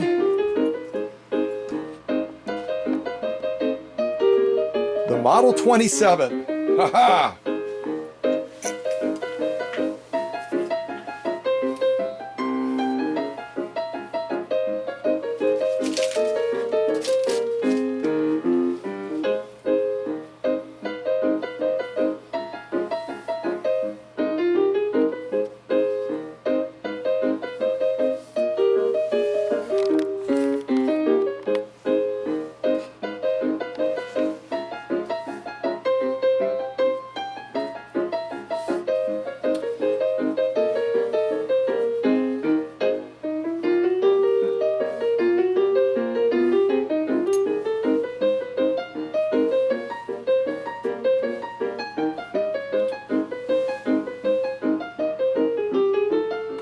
All right, a quick little pause. This is called the Easy Winners. Easy Winners, the song I'm playing right now.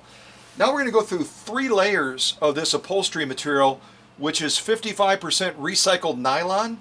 It's 45% polyester with an acrylic backing. What does that all translate to? An absolute nightmare. The polyester, the nylon, the acrylic sets up a machine to distort stitching, skip stitching, and everything in between.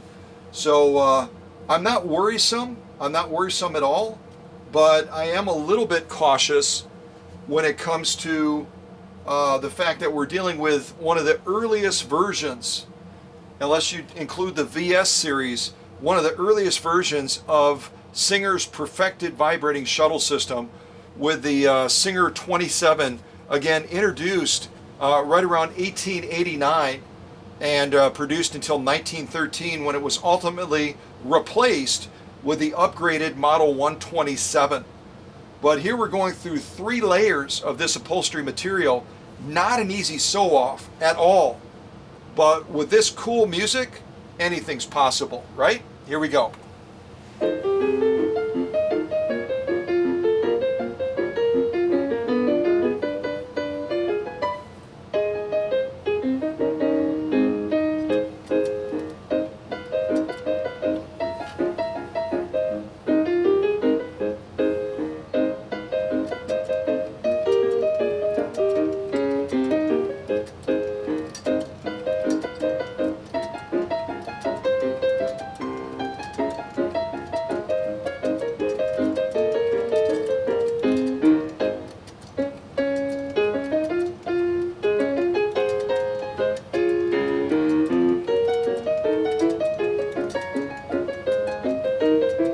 The power of the finger!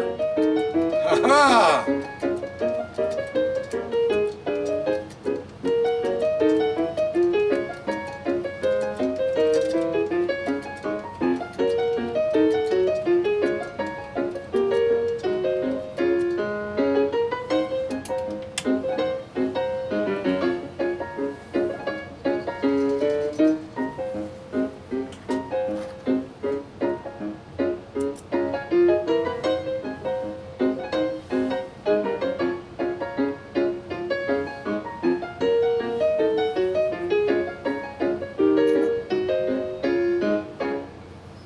All right, I'm going to pause it right there if I'm able. So we just went through 3 layers of upholstery material with this 1907 model 27 that belongs to Jessica Larrabee from Minnesota. And again, this upholstery material is a combination mix of 55% nylon, 45% polyester, and then it has on top of that an acrylic backing. So very, very tricky stuff, super crazy tricky stuff to sew. And we're going to see how this 1907 Model 27 did in just a few seconds. Let's see if I can maybe lean it up a little bit, and we'll take off the camera from the tripod, see if we can zero in on this upholstery material. 3 layers of it. Definitely not an easy peasy sew off at all. Hopefully the camera can focus on this mustard type material, mustard color. It's actually a lot clearer than I expected. It's beautiful. Thank you to the camera for that. Folks, I'm seeing right there absolutely gorgeous. Are you kidding me? Page 34 plus stitching. Absolutely gorgeous top stitching over this upholstery material, which is a combination again of nylon, polyester, and acrylic fiber. Unbelievable, the clarity of that stitch. I'm trying to get a little bit too ambitious here with zooming in. Unbelievable.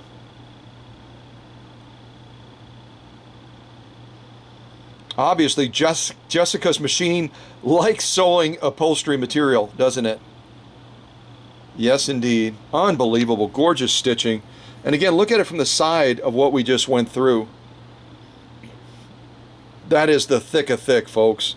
And some absolutely drop-dead gorgeous stitching that this family legacy machine, the Larrabee legacy machine, just stitched off. Unbelievable, just spectacular. Absolutely spectacular. You've already seen all these. Let's turn over and look at the lock stitching now. I'm going to come out on the shot a little bit. That's our top stitching again. Let's turn it over and look at the lock stitching. What did I do? I did a double flip on it.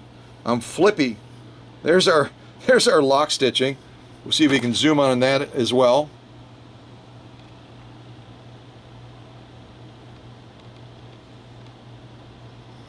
Absolutely gorgeous lock stitching also. I'm going to go across real slow. Take a look at that lock stitching. And again, we're using a universal needle, which is pretty doggone effective on most upholstery materials. But when you raise it to a level of 3 layers of this upholstery material, which is comprised of nylon, polyester, and acrylic fiber, we're kind of pushing our limits a little bit, even with a Schmetz universal size 9014. A lot of people would generally recommend on upholstery material that you size the needle up a little bit higher, maybe a size 100, maybe even a size 110, depending on how many layers you're going to do. But I'll tell you one thing, this absolutely is bragging about the beauty of its stitching. See if I can go across one more time. This again is our lock stitching. This again is our lock stitching. Not a single skip stitch, no distortion of stitching, just absolutely as it should be. I'm glad I trimmed my nails. They're looking pretty good. Looking pretty good. And again, the lock stitching, if you're brand new to sewing or otherwise, the lock stitching that we're looking at right now is always more difficult to complete for the machine because that needle has to sweep down through these 3 thick layers, these 3 dense thick layers of upholstery material, and then pull that thread back up through those layers. So that's why I always say the lock stitching is so much more difficult to complete successfully. But when you're dealing with a rebuilt original part, upper tension like this, and it's doing its job beautifully, and now the machine actually has a check take-up spring instead of the broken one that was, it was basically broken off. You couldn't even see it. It was behind the assembly. And now that we've got the proper setup, it's been restored properly, it's just laying down stitching that is absolutely drop dead gorgeous. Look at that. That's our lock stitching right there. I don't know how to make it better. I mean, it's that spectacular. So between our lock stitching on these 3 layers of upholstery material and our top stitching as well, which I think is equally, I think is equally spectacular, but it's shy a little bit. It kind of went, I don't want to be seen right now. Equally spectacular, the top stitching, the lock stitching as well. We've now graduated into another realm. We've done the sew-offs that included the cotton. We've done the denim over here. We've done the denim. We've done the cotton, different types of cotton. We did the 8 layers of cotton, and we also did the cotton with the quilt batting. We did the entertainer song, and we sewed around one little circle of this genuine cowhide just for fun. And now we just did this upholstery material on top of that. And Jessica's machine is unstoppable. It's absolutely unstoppable. This 1907 Singer Model 27 that's been in the Larrabee family for generations after generations after generations. And not only is she stitching beautifully, but now with the restorative efforts of my workshop, she also is looking equally gorgeous with that badge mark that is just drop dead gorgeous now. And it's just popping and just saying, yo, look at me, look at me. Also this little access port point as well. Some of the chromium is missing, but all in all, you can see that reflection coming off of there now. And the faceplate, I mean, that speaks for itself. Just drop dead gorgeous all the way down. So not only is she sewing beautifully, but she's also feeling better about herself as well with the sparkle and glitz of all of that jewelry. Those jewelry appointments on the machine, as we sometimes refer to them, right? Yeah, Model 27s, they really are just a spectacularly lovely machine, and especially Jessica's family heirloom machine as well. All right, blah, blah, blah.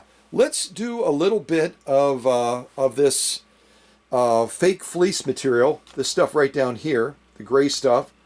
And I'll zoom in on the needle. You've seen me crank it with my finger enough. And yeah, then we'll move on to some, what do we have left? We got some Amazon packing parchment paper, blah, blah, blah. Yeah, but in the meantime, a little bit more rag time, I think. I can find some good rag time to put on. What do we have here? Forget Me Not. I don't know if that's actually rag time.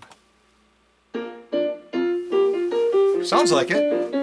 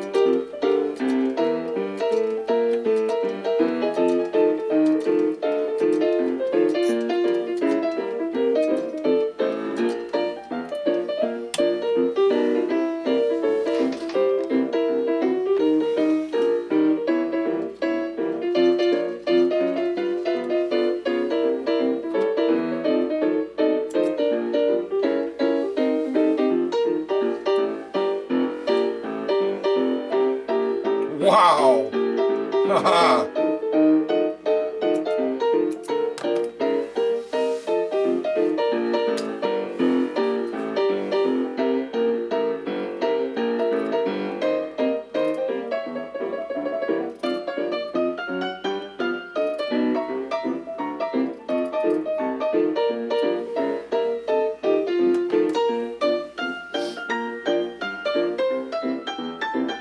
Unbelievable. Unbelievable. Oh!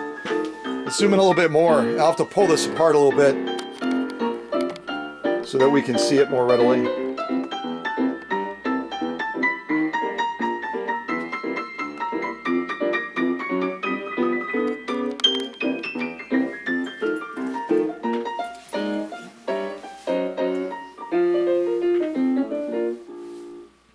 we stop that?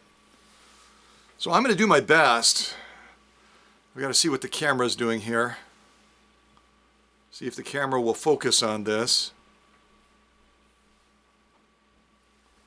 See if the camera will focus on this. Come out a little bit. I'm going the wrong way. I think the light's going to be the problem here. Okay, let me do this. Let me go down to the bed of the machine. See if I can zoom in real close down there, and I'll see if I can pull it apart down there a little bit to show you the stitching. It's absolutely crazy beautiful. Let's get even closer. Right about there. Maybe we'll be able to see it, hopefully. So we got 2 layers of this fake fleece material. It's made from 100% polyester. I'm going to see if I can kind of pull it back like this and show you the stitching. I'm actually going to get a little bit closer. See if I can do it like right about there. Is that working? Yeah, that works pretty good. Absolutely gorgeous stitching, folks. I hope you can see that. This fleece material, again, made from 100% polyester. Tricky stuff to sew. It truly is. Tricky stuff to sew, and if I kind of move it down like this and give you a glimpse of that stitching, it's absolutely as it should be. Absolutely drop dead gorgeous. Spectacular stitching. That's our top stitching again.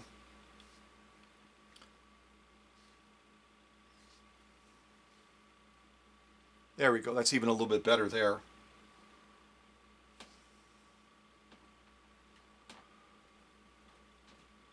And fleece material, if any of you sew this stuff, this polyester material made to mimic it, it's tricky stuff because of the density of it, the plushness of it.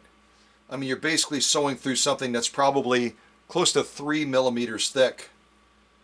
And you're trying to maintain that stitch quality through the process, which can be a lot more challenging than most would think. But here again, we've generated some absolutely drop dead gorgeous top stitching. Hoping you can catch a glimpse of that as I try to pull this material back to make those stitches kind of pop out. You can see it right there especially. Isn't that lovely? Really, really lovely.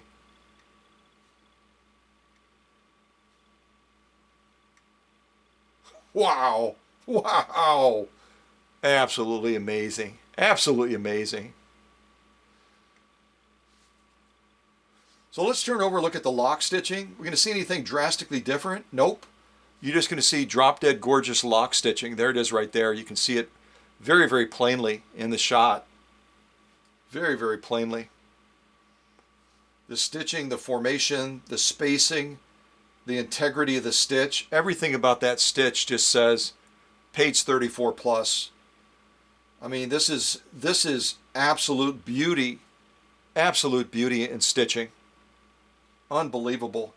And again, the lock stitch is always going to be a little bit tougher to accomplish, but with our setup right now and our take-up spring adjusted with that larger range of motion, it really is giving us a huge advantage in maintaining gorgeous stitch quality through a real plush, thick material like this fake. I just had it in my head, totally lost it.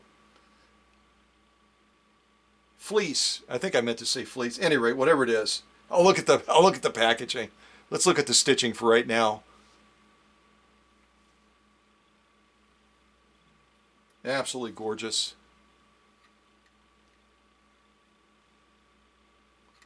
Well, you've seen it. That's our lock stitching. This again is our top stitching over here. Absolutely as it should be. Absolutely as it should be. Yeah, I'm just totally blanking if I got the correct. Did I say fleece? Yeah, I was correct. Haha. When you're in front of the camera, your mind just kind of goes blank sometimes. At least mine does. So yeah, 100% fleece material we just sewed. We've already done the upholstery material.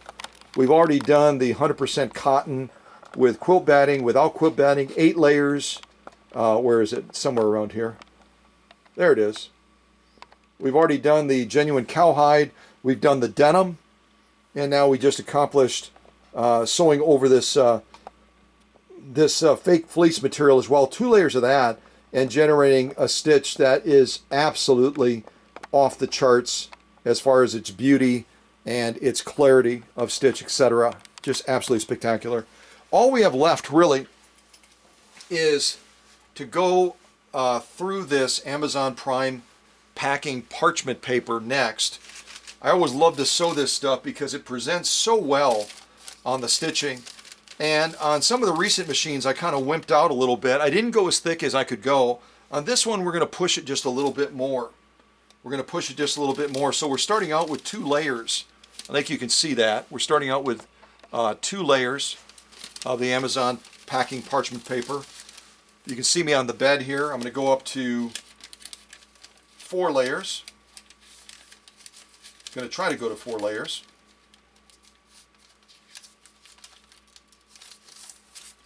And I'm going to go up to 6 layers,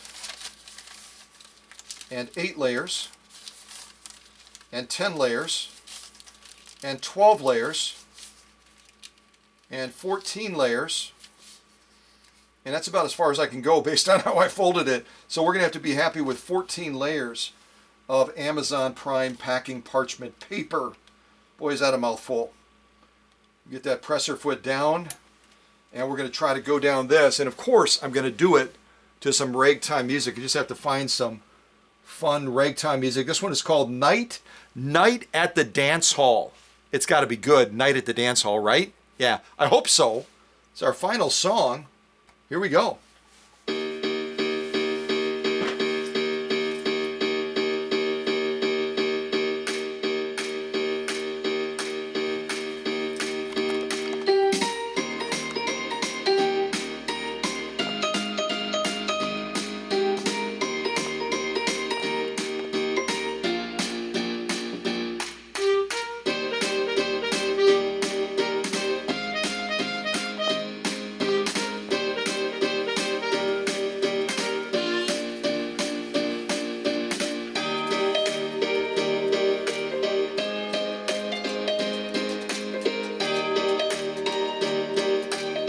Yes, I'm still doing it with my finger.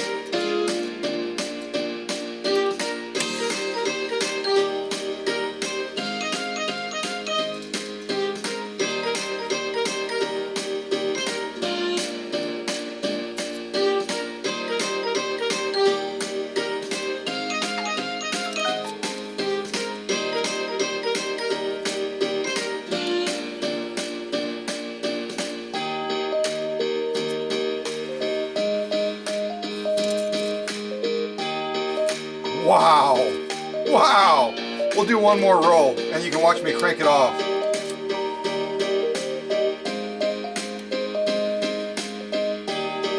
Let's see. 1, 2, 3, 4, 5, 6, 7. Haha.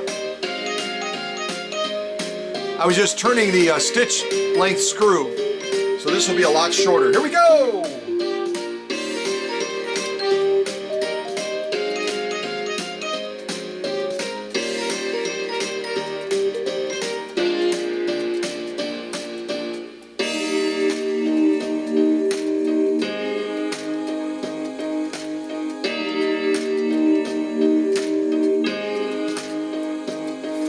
Layers.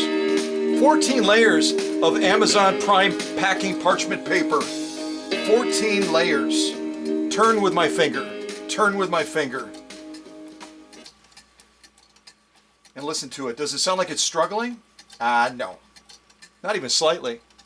It's just going, all right, whatever. All right, let's do it. Okay. Oh, wow, that's so difficult. Oh, my goodness, I don't know if I'm going to make it. Oh, wow, crazy. All right, so let's take a look at these. Press that again. Again, you saw it off camera, or you didn't see it off camera. Push this again to release that thread. And we're going to go ahead and check this stitching out. And then we're going to wrap up this premiere because Susie and I have to go meet with a customer. Yeah. Not too far to travel, but still got to watch the time, you know. Minnesota people, they don't get out of your way. They try to run you over. Crazy. All right, let's see how we did on this. Very, very nice. Very, very, very nice. All right. So I'm going to zoom in even a little bit closer, and then we're going to take a look at this stitching on 14 layers of Amazon Prime packing parchment paper. Get it to right about there. I think that should be pretty doggone good. And you can catch a glimpse of those feed dogs as well. Those are some serious feed dogs on Jessica's model 27 from 1907. Those are serious, serious feed dogs. They are not messing around. All right, so let's hold it like this. Let's see if I can get the right angle, maybe. You might get the right angle. You can kind of see both rows. Matter of fact, I'm going to get even a little bit closer. Yeah, there we go. We'll look at both rows at the same time as we go across. The top row is going to be about 6 to 7 stitches per inch. The bottom one's going to be about right around 9 to 10 stitches per inch, something like that. Folks, that is gorgeous, gorgeous stitching. It just is. And again, remember, we're going through 14 layers of Amazon Prime packing parchment paper. That's a lot of paper, folks. That's a lot of paper. And absolutely gorgeous stitching. No stitch distortion, no skip stitching. Just absolutely as it should be. Absolutely as it should be.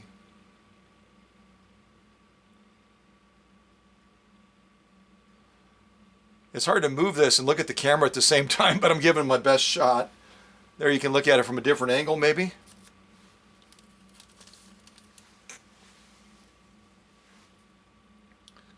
Absolutely gorgeous stitching. I'm going to see if I can move it up and let you look at it like this also, vertically.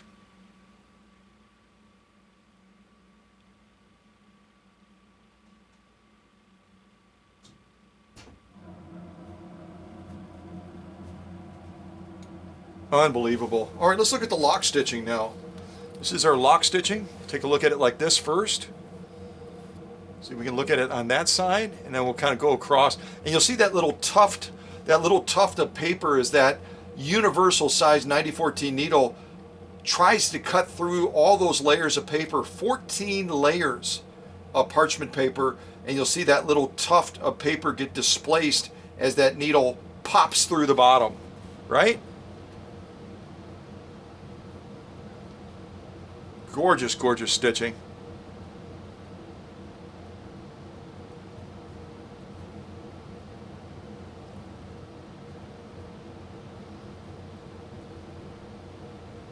Gorgeous stitching. Wow.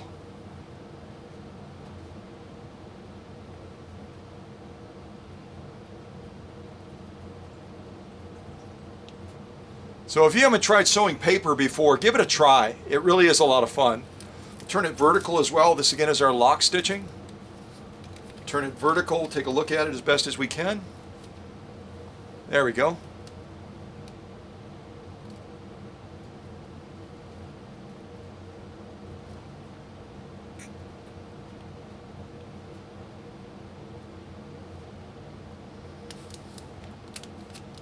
Kind of bent it a little bit there.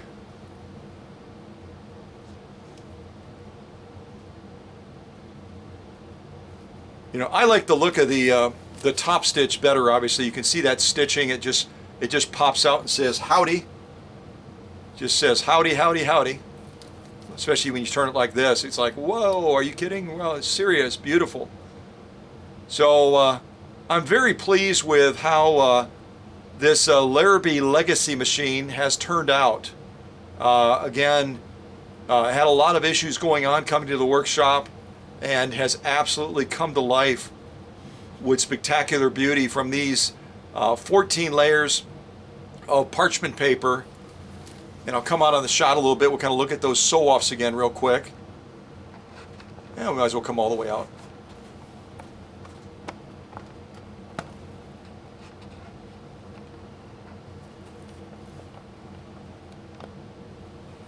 There we go, that's good enough. All right, so the parchment paper, we did this fake fleece material.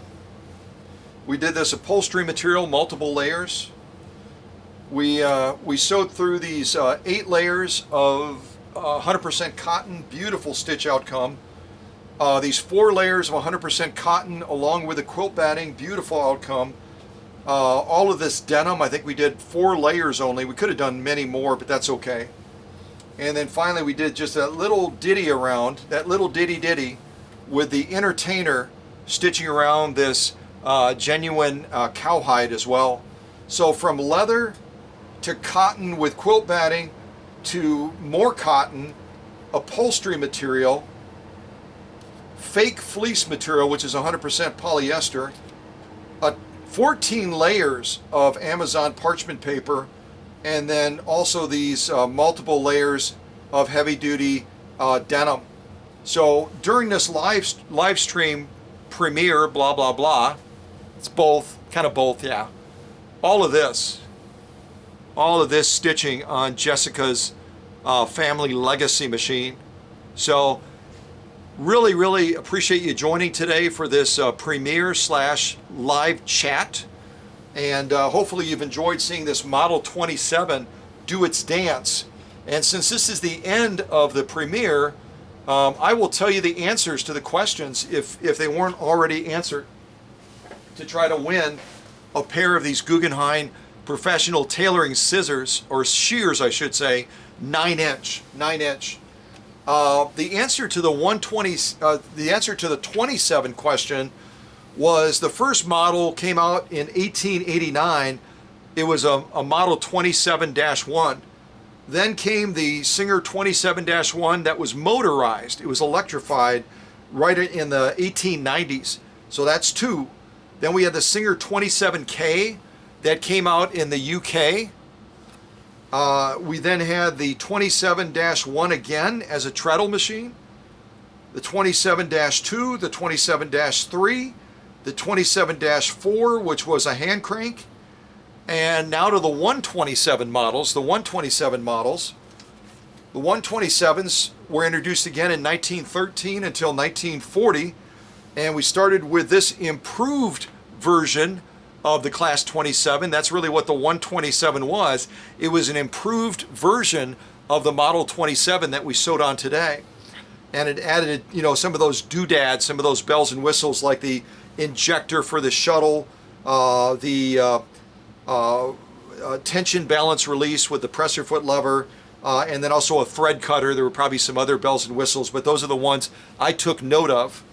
And we had the 127 basic model, the 127K, the 127-1, the 127-2, which was a hand crank, the 127-3, which is a treadle again, and the 127-3 would have had a lot of the same attributes of Jessica's machine.